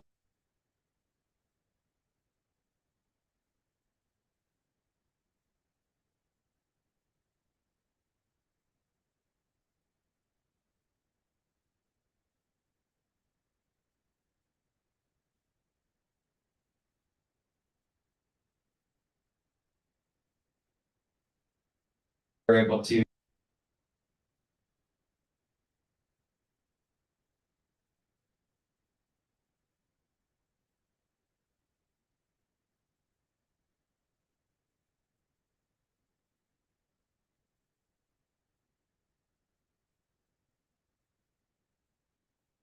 up to 7 for the ES program assessment. Our city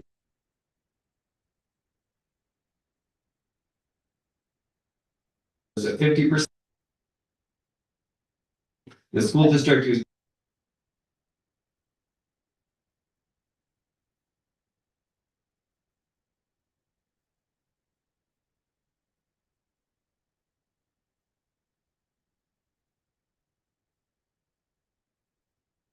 And that is for the life of their ownership of the property. it was for life. I here this month, so I don't. I don't remember it being mentioned. Yeah. I'm sorry, the audio tonight isn't so great. I can only hear like one out of every 50 words maybe the mayor is saying. So is there a question to me?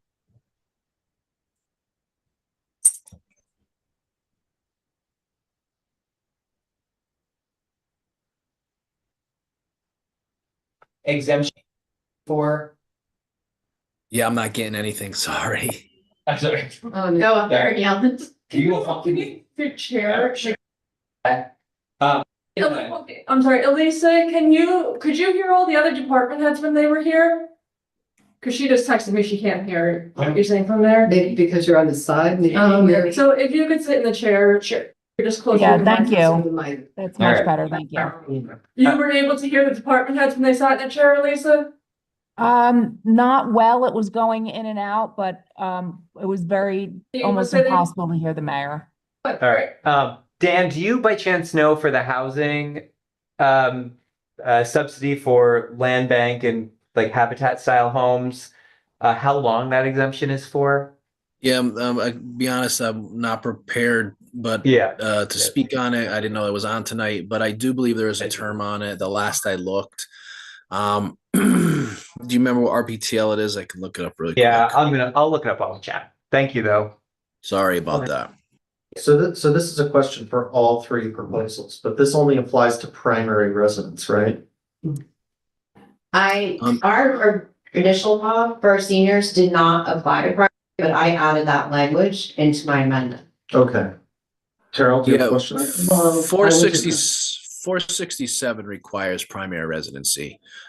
So does disability limited income.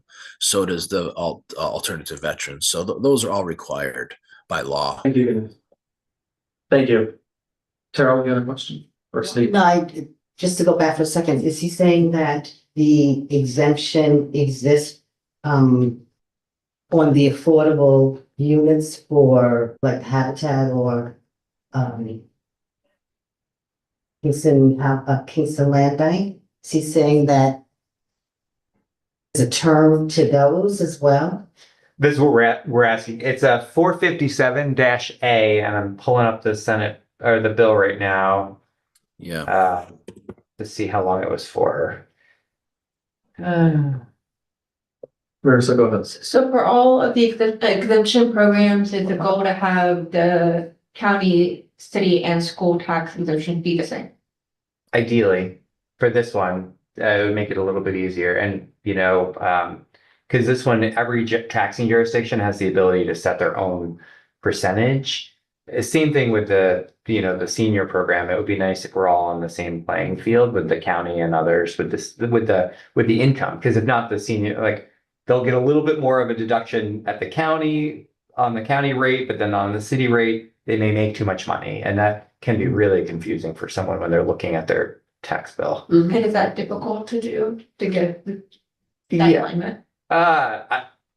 Yeah, I mean, the school district has, as we've worked with them, but it does seem to be, it's a little bit of a challenge to get them to work on some of the housing related bills. They've come on board more recently. Dan, do you know if the school district does the disability exemption right now and the senior? So right now the disability, only the county does the disability. The school, the city, the county do all partake in the senior 467. And it's fairly common to have different income levels. What we do is the senior, let's just say, comes in and we verify their income. And we just apply that income to each individual sliding scale, city, counties, or school. And yes, there may definitely be times where they maybe only qualify for a county or, a little bit of county and a little bit of city, but not school. So it's common to see that. And it definitely would be clear to get everyone on the same page. And I can tell you that, the school has reached out and did ask about, this new income level, and they were cognizant that the county did raise their level. I mean, they've made no indication that they were looking to change their level, but they just, they did inquire. And I did pass along to them that, what our level was, and that there seemed to be potentially some interest in maybe adjusting that level. Now, whether the school opts into the disability, that'd probably be a conversation we may have to have with them. But as of right now, it is just the county portion that has the disability. Any other questions? All right, I'm going to call that the Finance Committee hold a public hearing on the 3 proposed exemptions. We're going to call that for our next month meeting, just a little earlier at 6 o'clock or 6:15. 6:15. 6:15, and it'll be in chambers. And how that works is if it's longer than 15 minutes, finance will just start immediately after. So get here 15 minutes early for the public hearing. Is that doable for everybody? For on the finance committee, we just. For the members, yeah, for the members of the Finance Committee. I'll likely have to bring my son with me, but Civic engagement is important. Just make sure you only talk for 3 minutes. we'll keep it. Preschool is up. All right, yeah, so we'll have our public hearing. I've heard a lot of pros about this, but I have also heard concerns from some of my constituents of the people who have to pick up the slack. Exactly. So it'll be good to hear from everybody. So that will be, I should have opened my calendar to tell the public date. March 11th. March 11th at 6:15 PM in council chambers will be our public hearing. Michelle, Jesus Christ. I think to propose that we have like a 1-sheet explainer on all 3 exemptions for the community. That'd be. I think that would be fantastic. That would be great. Okay. Yeah. It's I very. would also like to do something like a press release to announce the public here. Okay. So how quickly can you get an information? I guess this is for Steve and Michelle. Yeah. Like how quickly can you get an information sheet? End of the week. Yeah, I mean, it's Maybe by Monday. Yeah. It's by Monday. both of these are pretty simple. Say Tuesday. we'll try and Tuesday. get them Very- done. Okay. But we could talk offline about that. Okay. Thank you. All right, thank you both. And Next, Dan, thank you. and Dan, thank you. Yes. Thanks, Um, man. Next item on the agenda is number 15, occupancy/lodging tax. Mayor Noble. All right, just take my note, for this. So I think we talked about this a little bit during the budget process, but I think it's good to try to keep moving this along. So first, I'll just talk a little bit about the home rule process, and then we can talk a little bit more about what we're proposing. So if the city of Kingston wants to create something like a lodging tax or an occupancy tax, there's really working with our local legislative officials. There's kind of a multi-step process. The first is to basically have a memorializing resolution from this body that has no weight of law other than to just indicate that the community is behind having an occupancy tax and what percentage that is. That resolution would then go to our assembly person and our senator at the state, and they would then carry the bill for us, most likely. And when they do, and they bring it to the committee of choice, it would then get assigned a bill number. And that bill number is what will then come back to us in a home rule legislation that they will send us that we will then have to adopt. And, we have to send back a certain number of copies and they have to be certified, but it has to have that bill number on it. And so we can't do that until we start this process today. And so this will, not be effective until after you vote on it the second time. And then the state legislature passes it and then the governor signs it. Okay. So there's many steps before we will actually have, this proposed. And for those of you that were on the council before, this is the same process we had to do to be able to get the speed cameras that are going up around the city through the same home rule process. So we are one of the few communities that are relatively larger cities that do not have our own short-term lodging tax. The county has for a long time had a 2% lodging tax. Again, one of the lowest around. More recently, they doubled that to 4%. And still, when you compare your hotel bill receipts from places outside of Ulster County, it is still relatively low and relatively affordable if you stay in New York City. it's like 20%, and other places are around there. So we did some research to look at where around us do people have lodging taxes, and we found, and I think I included in my letter, there are many communities that have 3%, 4%, 5%. We were noticing just Ithaca and Hudson have 5%. There's some folks just south of us that have 4%. And so we feel like we recognize that the county just increased their lodging tax. We really didn't want to overdo it. And so we thought by proposing a 3% lodging tax would mean that there would be a 7% tax, which is still generally half of what you would find as you get closer to New York City or any of the bigger cities. And I think that we provide a lot of really high quality services to our visitors.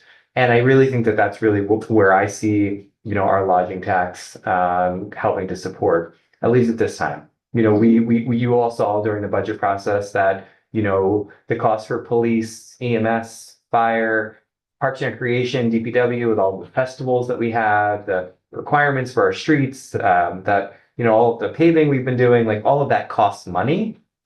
And I think our visitors have thoroughly enjoyed, our investments that we're making in all of our parks and Indeed Stadium and our waterfronts. We want to keep that going, but we also recognize that having annual tax increases of 9% is not where any of us want to be. And we know that our residents can't continue to afford that. And so during the budget process, we said, we need to look for other revenue sources. And so we feel like this is a good revenue source. We budgeted that we would get this program started this year. So in the budget, I believe there's $100,000 in revenue that we did put in there, hoping that this program will be up and running by the fall. But we would like to start now. And so that is at least an overview, and I'm happy to answer any questions that folks have related to this. Ben, Start at 3%. Would you have to do another home rule sort of play to go up any percentage point higher than 3? Yes. Okay. Yeah. so the county tax, the county occupancy tax is directed partially to tourism funds and partially to housing funds. You're envisioning this going just into the general fund? Yeah. At this point, with the program being so new and not recognizing, what revenue we actually have coming in, I think that, we don't have as many like reserve accounts that the county has set up to be able to help kind of put money in different places. We either have our fund balance or we have all of the budget lines in the budget. And so we, in our minds, we could think that, if we bring in $100,000 in revenue, that pays for half of the housing department. It pays for half of the arts and cultural department. It pays for half of the health and wellness department. So, we could think about those things as we talk about this with the public. But at this point, we don't really have a good mechanism in our budget to say revenue comes in over here on page 9 and it pays for things on page 11. You'll see that the budget's not set up that way. And so I think that that's where the county seems to have different reserve funds that they put money in and then pull money out of to pay for things that are general operating expenses. We don't budget like that generally in the city of Kingston. Any other questions for the mayor? Michelle? Could we, if we wanted to? That is a good question for John. Okay. To know whether we can pay for general operating expenses out of reserve accounts. It goes into restricted capital reserves. Well, but don't they use it to pay for the bus? It goes to the housing action fund partially, which is a restricted capital reserve. Okay, but the bus, doesn't it support UCAT in their operations, the other half of it? I can't remember the breakdown exactly. Yeah, I thought half went to housing, half went to busing, and then the other half went to pay for tourism, right? That's 3 points. Yeah. I think that because the 2%, I don't think that the 2%, I don't think the tourism gave up any of the initial 2%. I think that the other 2% was then split to 1%. I think you might be right. I can find that out for everybody. Yeah, and I just didn't know if that money, if that's the money that the county is granting to other municipalities to build housing, or if that's what they're granting to themselves to build housing, like Elizabeth Manor and things like that. I wasn't sure. Yeah. Any other questions for the mayor? We have a, I don't know. We don't I have didn't see it a. in the packet. And that may have, because that could have been on us. So it was headed to laws and rules and then I has to have it moved. And so we don't have a finance. I could just write one. is this something that we are straw poll looking to pass tonight? Do we want to hold a public hearing on this? What? Because I mean, this isn't going to be passed until the last day of session anyway in June.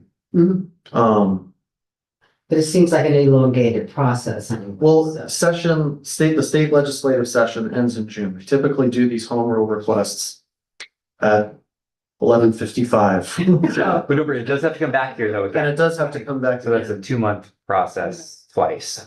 So we're at The sooner. March, April, May, we June. So right, the home rule legislation at the latest would have to be passed at the June 1st or June 2nd meeting. Well, yeah, we're not looking at going that late. I mean, I think it would just be waiting a month to get into public hearing, is what you're thinking? I mean, we could have a second public hearing at the same time as our March meeting. Yeah. And then it would be passed in our April. Right, but I guess what I'm just saying is that in Sarah Hanna and its office that I've been communicating with, I mean, they can't assign it a bill number until we pass a memorializing resolution. So then that means they can't even submit it into committee until after the memorializing resolution gets passed. Then they need to bring it back to us again, once it's been submitted to committee, and that's where the pressure is on us. Would it be too close if we do a public hearing before caucus? I think that's fine.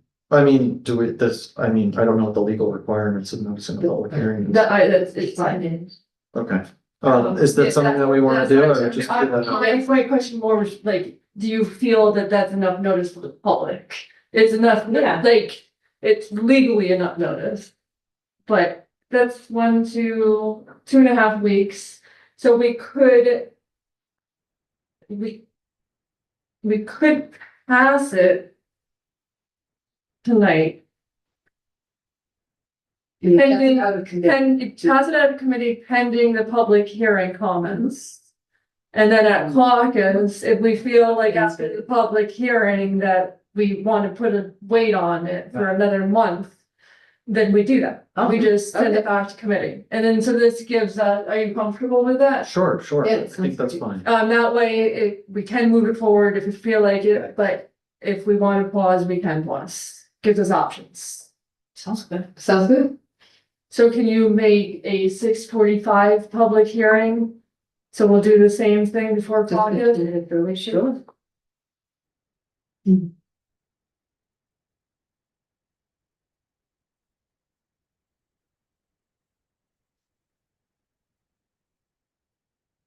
That's March 2. That is correct.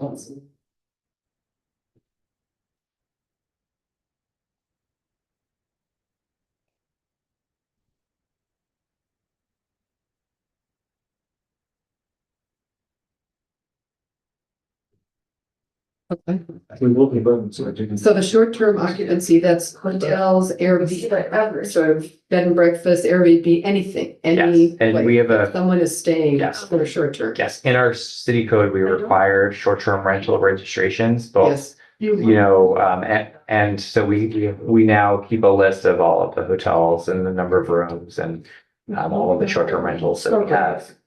Yeah. So I just, Go ahead. I wanted to propose that we raise the percentage, maybe 2%, to dedicate to right to counsel, because, you know, Bartek had come to us at the end of last year and right to counsel is ending next month. So, that's something I want to put on the table. Raise it by 2% to what, 5%? Yes. Plus the 7. Plus the 7%. Plus the county. 4. Oh, what's the? So it would be a Four. cumulative 9%, And then 9. Plus. still less than other places in the state of New York. Wait, it's 6% of opinion though. No, No, it's 4. 4, Oh, it's 4. 6% in Dutchess, I believe. Oh. I do think, so I'll recognize myself, I do think that I think it's important that we do put some of this money to a specific purpose. I think that the tourism industry is largely what has, and the short-term rental glut has largely driven the gentrification that causes people to be evicted from their homes. So I think the right to counsel is, That was brilliant. it is a valuable use of some of those funds. I'm sympathetic to the mayor's position, but I do think using some of those funds for right to counsel is an important harm reduction in the for the tourism in the city of Kingston. I'll do Ruth and then I'll do Tara. Everybody, then right to council. So when you get an eviction notice For whom? Oh, for those pending eviction, I see. Did they get it right? It's a program. I see. Yeah, I see. Okay. which has been done through the county and through the city, just through legal services of the Hudson Valley. It came before us, became before the end of last year about how their contract is expiring. And thankfully the county did renew, which is good. Yes. Which they, but that's, there's a lot of need out there. So. Yeah. Carol? I didn't have it. Okay. So what do you want me to put for the percentage? Do you want to take? Why don't we do it? Yeah, we could do a little straw poll. Can I just say something? Yeah, let's do Michelle and then we'll do Andrea. And then we can- Well, I was just gonna say, can we get a straw poll from every voting member of the council? Even Yeah, though- I just wanted Yeah. to get something. So- I just wanted to tell the mayor, like, I appreciate that we need to have funds for to run the city, but I also am concerned now that ARPA money has run out, that we're not gonna have the opportunity to do special things or special programs unless we allocate something to them. So that's where that's coming. No, I hear you. And I think that, as we'll probably hear at the public hearing, I think I was trying to stay out of the fray and trying to determine exactly where this money was going, because I feel like that's really a council decision as a part of the budget each year. But because I also hear from a large number of people that, our businesses are still suffering and that business is down and that the city could be doing a better job marketing our community and marketing our businesses and taking out ads places to help support people coming into our historic districts. And so there's just so many things that people want us to do, and we are constrained with local resources. And so that's why I felt that kind of looking at it on an annual basis in the budget of hey, this year we need this, so let's allocate the money for this. I think that's why I was trying to stay away from the reserve funds or guaranteeing that a certain part of this is going to just go to one program, because our needs may change over time. And that's kind of why I felt like it's really up to the council as a whole every year to decide all we have right now in the budget is $100,000 line item. You guys could decide where that goes, but maybe it's different this year than it was next year. And that's why I really didn't want to pick up a project. So I'm just gonna interrupt the queue. So our request to the state would just be to set the numbers, not to set the designations. So really what we're talking about right now is, do we want 3 or do we want a different number? So I think that's what I'll take our straw poll on, but then I'll do John, and then I forgot who was in the queue, so. I think just my comment would be, I think you handled my comment, but the only thing I was concerned about is if there's any designation in the funds in the state legislation, then my concern would only be in the event that if we're to fund a program, that program no longer exists or exists in a different format, how does that, from the finance department end, where does that leave us in terms of our legal obligation to remit those funds to whom, to how? So, I just want to make sure that whatever the state legislation is, whatever legislation that the city passes, that from a administrative standpoint, we're able to comply with that law. That's all. That makes sense. All right, so I'm going to gauge the temp check on whether it's 3% or whether it's 5%. Those are the two numbers that we've heard. So could it be 4%? It could be any number under the sun that Assembly Member Shrestha and Senator Hinchey are willing to do for us. So let's start with the mayor's proposal. How do people feel about that without sort of raising their hands and saying yes or no? Do we feel hot or cold about that? The 3%. About 3% versus 5%. Well, a minimum of three. A minimum of Okay. 3%. Minimum of three, Yeah. I would say yes, absolutely. Okay. And how do people feel about up to a maximum of 5%? You mean making that statement, or is that what we're voting on now? How do you feel about a 5% occupancy? Oh, you test? said Would you up to approve it? 5%, okay. Compared to, compared to the 3. So, as opposed to 5%, 3% or 5%. I'm not crazy about 5%, but I just. Yeah, if we want to go around the table, because it seems like, so everybody get their hand on the ball, we'll do Ruth and we'll go Go around. around. I was just gonna say, I don't personally know how sensitive tourists are to that small percentage change. I mean, I think collectively, it would probably add a lot more money to, a lot more income, right? Because you're talking about these tourism that happens, the people staying here, the hotels and all of it. So it seems like it could collectively, the higher number could be so great. I just don't really know how sensitive, tourists are to those numbers. Sorry, I would fully support 5%. I think it's important that we both address the needs of the commerce that comes along with it, but also the harm. So I am fully on board with 5%. Ben, I think my initial question to you, Steve, was, would we have to go back to add a higher percentage year after year if we felt like this wasn't high enough? And I don't know if 2% difference is going to be a make it or break it decision for people that are going to travel here. Yeah. So I think and this is me not knowing any of the data, done none of the research, just shooting from the hip right now, but it doesn't seem like it'll break someone's bank. That's my thought. Carol, do you want to add anything?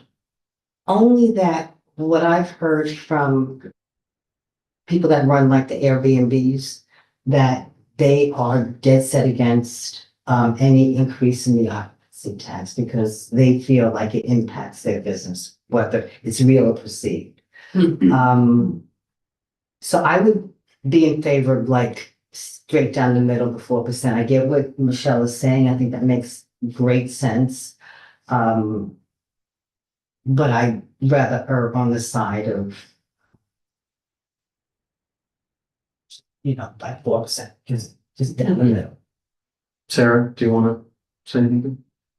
I think I was sort of, yeah. Not to put you on the spot. Just No, I think I was originally throwing out 4% because I thought that would not, it might be easier to swallow for people, but I love the idea of there being extra money dedicated, not in the memorial, right, that it would be dedicated towards right to counsel. I absolutely think that's the way to go.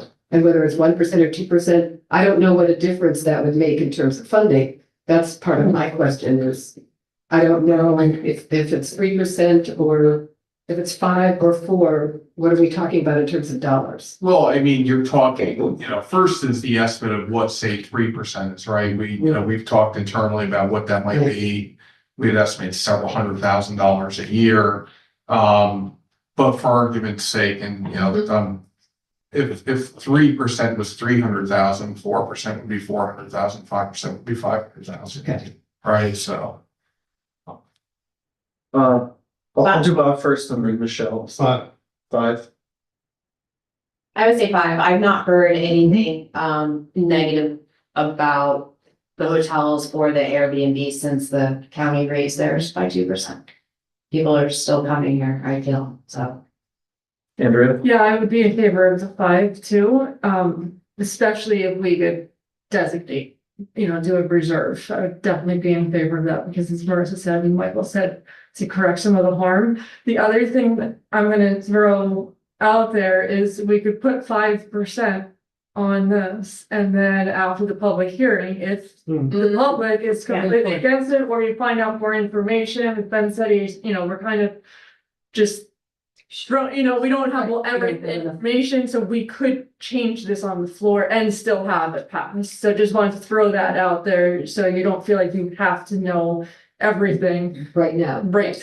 Okay. Yeah, it's just But I am in favor of five. just to complicate the matter is that if you look at the other state legislation that was passed this past June and was signed into law, all of them use language, and I'm assuming that our state assembly folks would use the same language, but it's up to a percentage. It is then up to the local municipality to decide how high you want to go.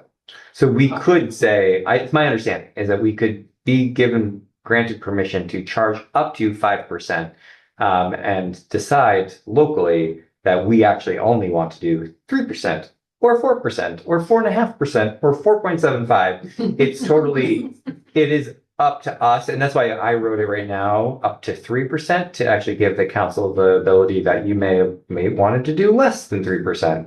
So that's how I wrote it, modeled off of these other state laws. Nice. If that helps the conversation. It does. No, I would So go for finishing the round robin with myself. I've lived through this fight at the county. I think people come to Kingston to come to Kingston.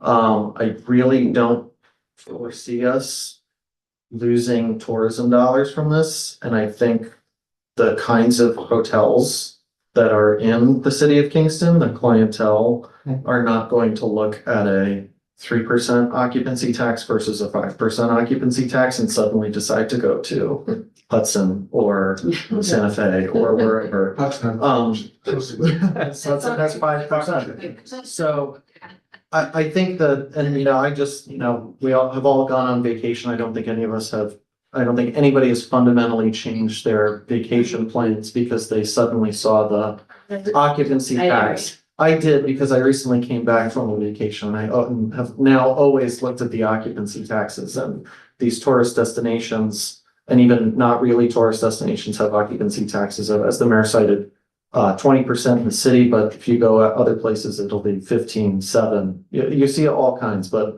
we're a destination on our own. And I just don't see that kind of, it's not like we're setting a 20% occupancy tax. We're talking about, $15, that somebody visiting, which I think is a fair price for a visitor to pay to our community to see how beautiful and cohesive and wonderful our community is and our beautiful open North Front Wall Street.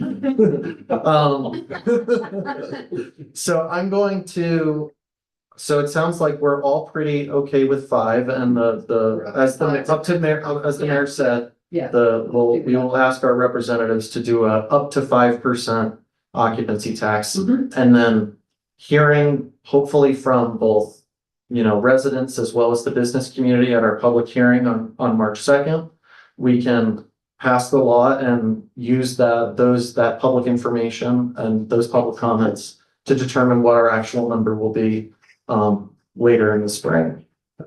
Our committee report will read a memorializing resolution asking our state legislators and governor to allow Kingston to implement an occupancy or lodging tax up to 5% pending comments from a public hearing held on March 2nd, 2026. Can I get a motion? Motion by Alderwoman Hirsch, second by Alderman Flock. Any discussion? I do. I want to thank you, Mayor Noble, for this. I think this will be really a tremendous benefit to the city, and thank you. Yeah. Any further discussion? I also would like to echo Michael's thanks to you and to the rest of the committee for the great work and, discussing this and, All right, all in favor? Aye. Any opposed? Passes unanimously. Thank you, Mayor. The last item on the agenda is the site plan settlement agreements. Mayor Noble, I think we're going to allow some questions, but let's be cognizant of it in case we have to go to attorney-client session. So think about your questions. So I'll pass it off to Mayor Noble. Great. So I guess what I'll do is I'll just give just a brief update, if that's okay, about where we are with the project. And then we can talk a little bit about the settlements. And so as has been reported, we are well more than 50% done with the we're calling it the deconstruction of the 2010 Pike Plan. Our engineering staff have been up there every day. The contractors from Beam have been working through some very terrible cold temperatures, but they have been doing the work in a methodical way, and we've really been very pleased with the work and at least the positive interactions they've also been having with most of the shop owners and building owners. We've gotten very few, if any, feedback in a negative way about the process. We have got lots of pictures along the way and have been able to uncover a lot of beauty, a lot of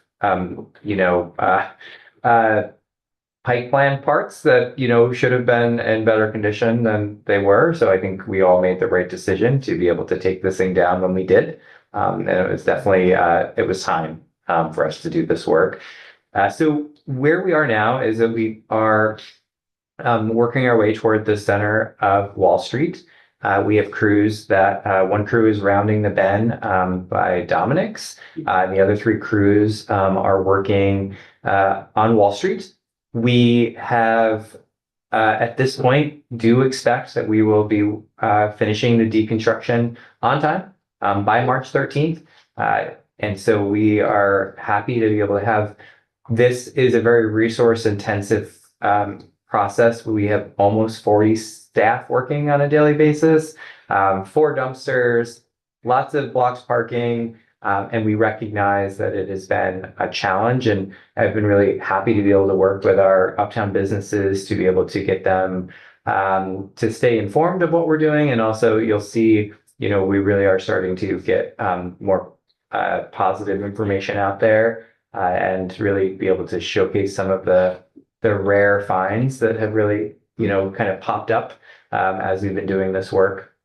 We will, be working over the next couple of weeks on this part of the process, but I do want to just share, what the next phase is like. As folks know, we hired a contractor who was experts in demolition, but we also identify as through this process is that we didn't know what we were going to find until we took the thing down, right? And so we have additional funds that were, allocated toward this project, which will be for this kind of second phase of the project, which we've been talking to property owners about, where many people who have not been so involved see the waterproofing material that we're using uptown, the black plastic, and say, can't believe the city's going to leave it like this. Well, we're not.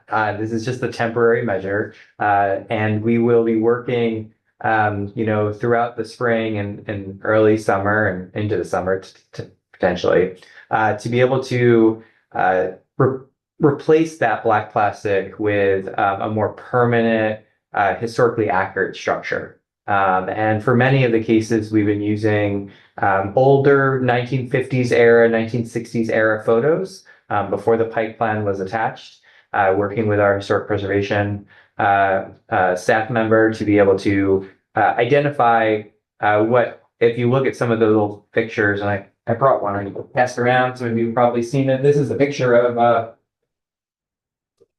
Wall Street before the plan went up, and you'll see a lot of the buildings had basically a transition area, where it went from their awnings or their windows, and then where their kind of second floor started. And much of that transition area were signage. Some of them were awnings. And so what we plan to do is basically replace the signage area on those buildings as a more permanent measure. To be able to, yeah, what's it called? Spandrels. Spandrels. Spandrels? Thank you. What is spandrels? Is the area below the windows, the ceiling to the sill height, because of that spandrel, the signage spandrels. Yeah, and so not every property will have that. As you can see, some of the masonry properties, look like they're ready to go. So depending on the work that will be happening, each property is going to get their own treatment. And so our engineering staff are going to be working with an architect to be able to design that work and then go out to bid, and then be able to have that work. We, again, will only be working in our easement area. So we won't be able to work on up above. We won't be able to work below. We're going to be working in the area that we, have that easement. But it will provide some closure to this project. And I think that by the time we are done, even if no property owner does anything else to their buildings, Uptown will look a whole lot better than it does today, in terms of it won't look like a construction site. But we've already seen, and I think the positive energy coming from many of the building owners, who some of them have already been downstairs working with our staff to be able to get approvals to move forward with more substantial renovations, new signs, new awnings. And so some of that work is already happening, and you're already probably going to start to see some of these mock-ups that people have thought about, floating around on their own individual business websites. And so that is a little bit of an update on the actual project. Technically, I'm here tonight to also talk about the settlements. Sometimes you can't believe everything that you read in the local papers, but I'm happy to report that I have settlement agreements for you to be able to approve tonight for 31 of the Pike Plan buildings. That is all of them, except for the 8 buildings that are owned by the LLCs related to William Gottlieb Ability.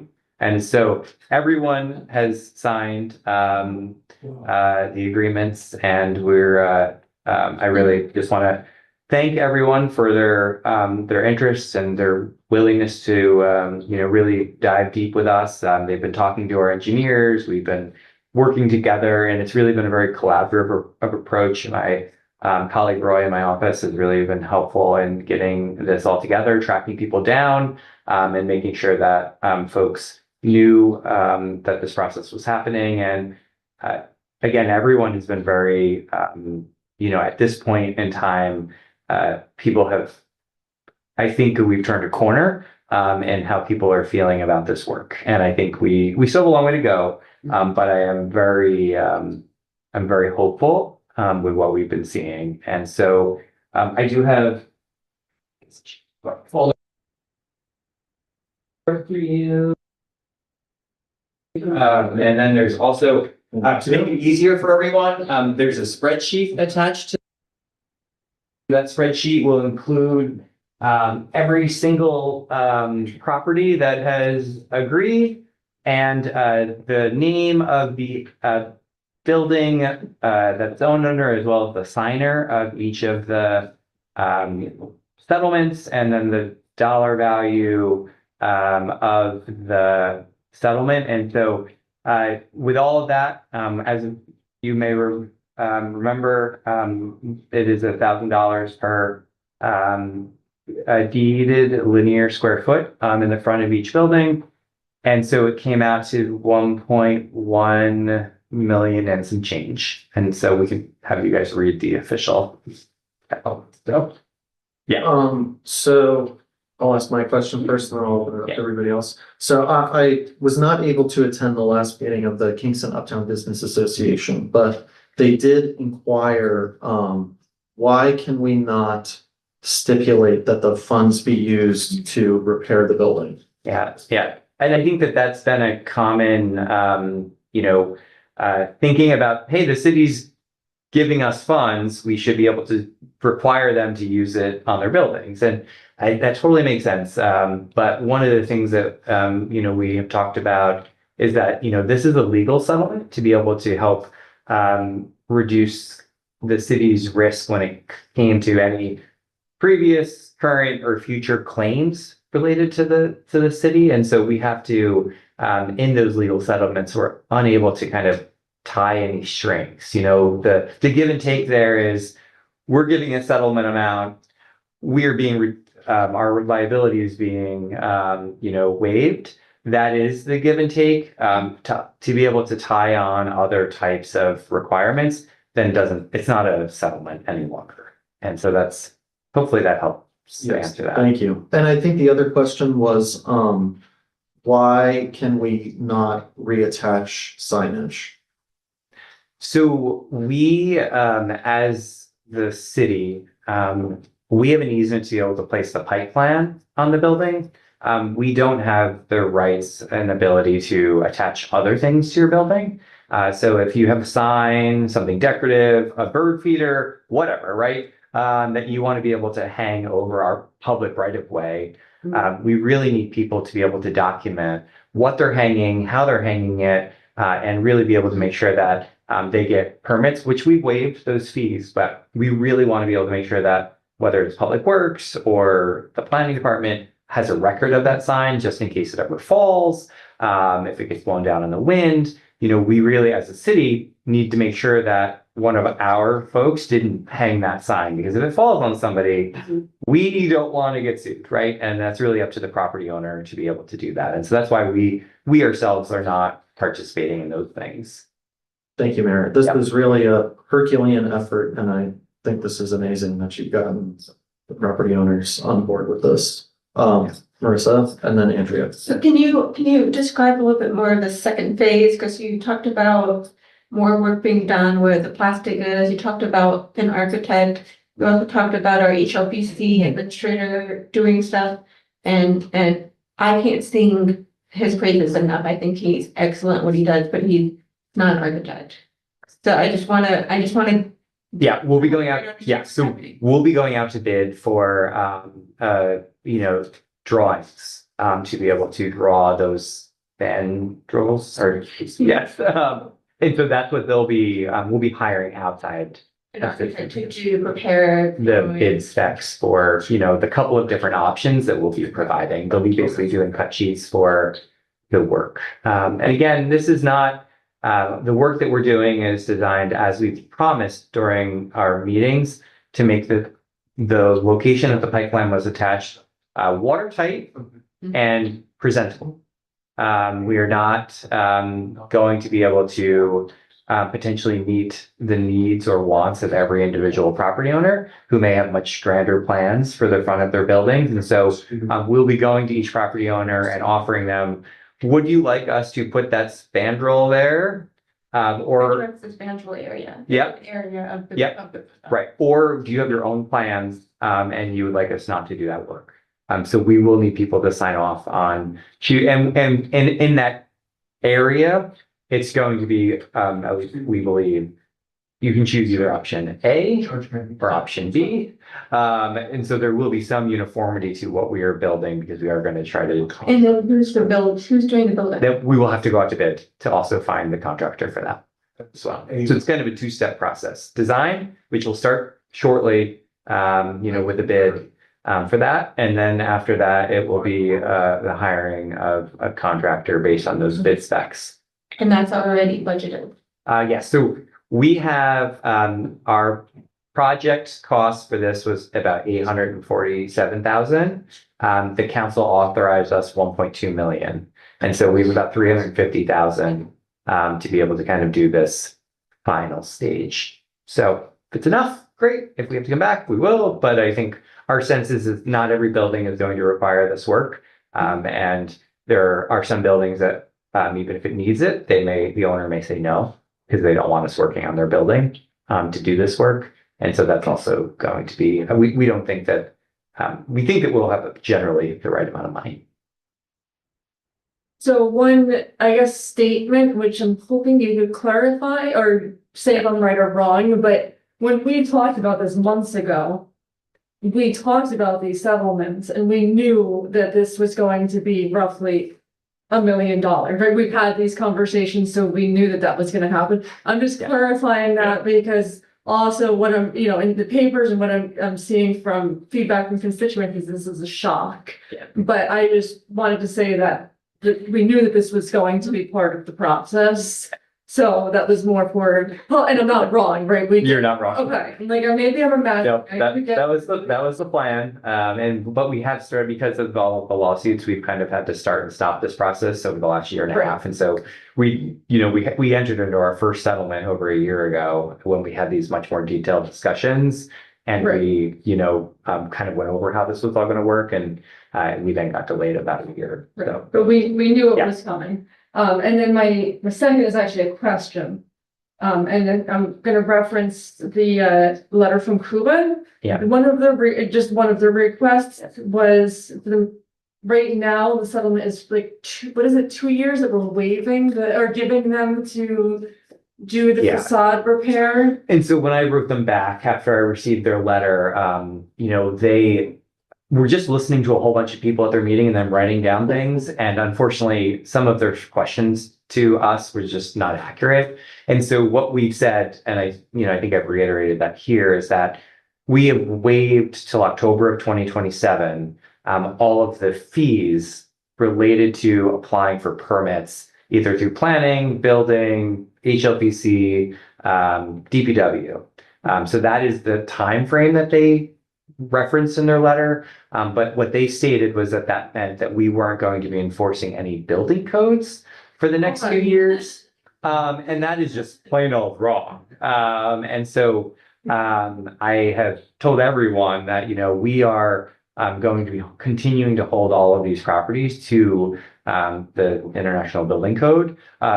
We just are going to be waiving their fees when they come to get a building permit, but we are still going to be violating any properties that continue to have issues. And, because of our pressure, if you haven't seen the building that was fire damaged uptown, we told them, you either do this or we're going to do this, and we're going to charge you prevailing wage to have us hire a contractor to come in and do that work. And so by Monday morning at 7 a.m., they were fixing the front of their building. But I think that's, we are going to still hold all of these buildings accountable. We want to work with everyone, of course, but if there is a health and safety issue, they're going to have to address it immediately.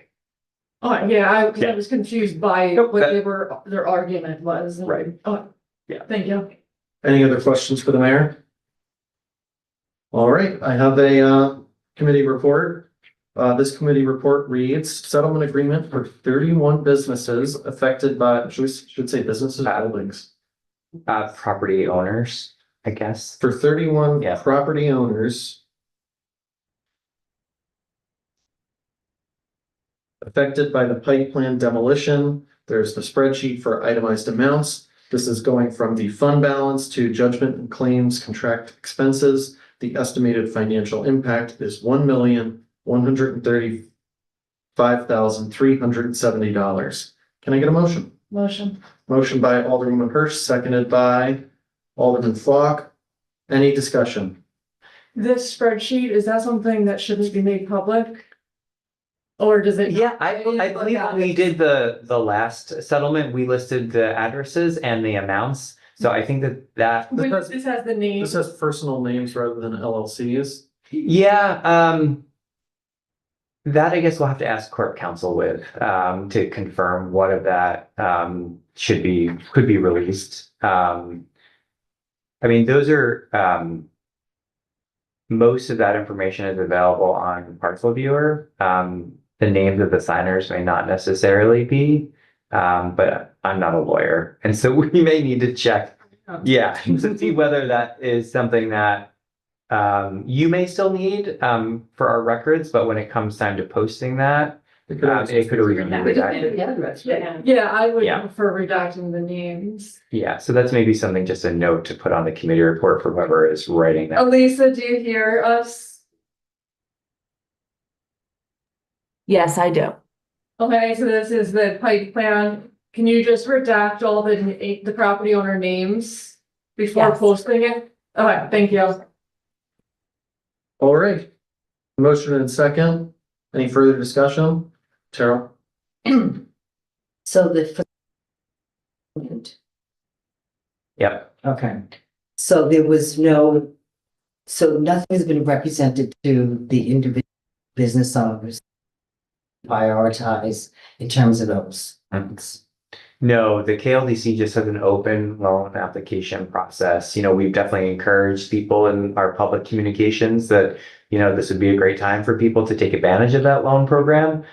We've had, a few different loan programs that we've given out over the last couple of years, just a business right down here and another business down there, have taken those facade grant or loans. But we're hopeful that by raising it from 20,000 to 35,000, which is a more reasonable cost, that we'll be able to get, some more people. So far, we've gotten 2 applications, so I wouldn't say that people are banging down the door, but, because it is still a loan, you still have to pay it back. And so it's not free money. And so, I think that there are definitely property owners that are interested in us looking for additional facade grants. And that's something that our grants team is committed to, doing long-term research on. And I think we also want to work with them to educate them about some of the, historic tax credits and things like that they may be able to take advantage of. But many of them are just unfamiliar with how the program works, and it may not be worth it for a $30,000 facade loan, or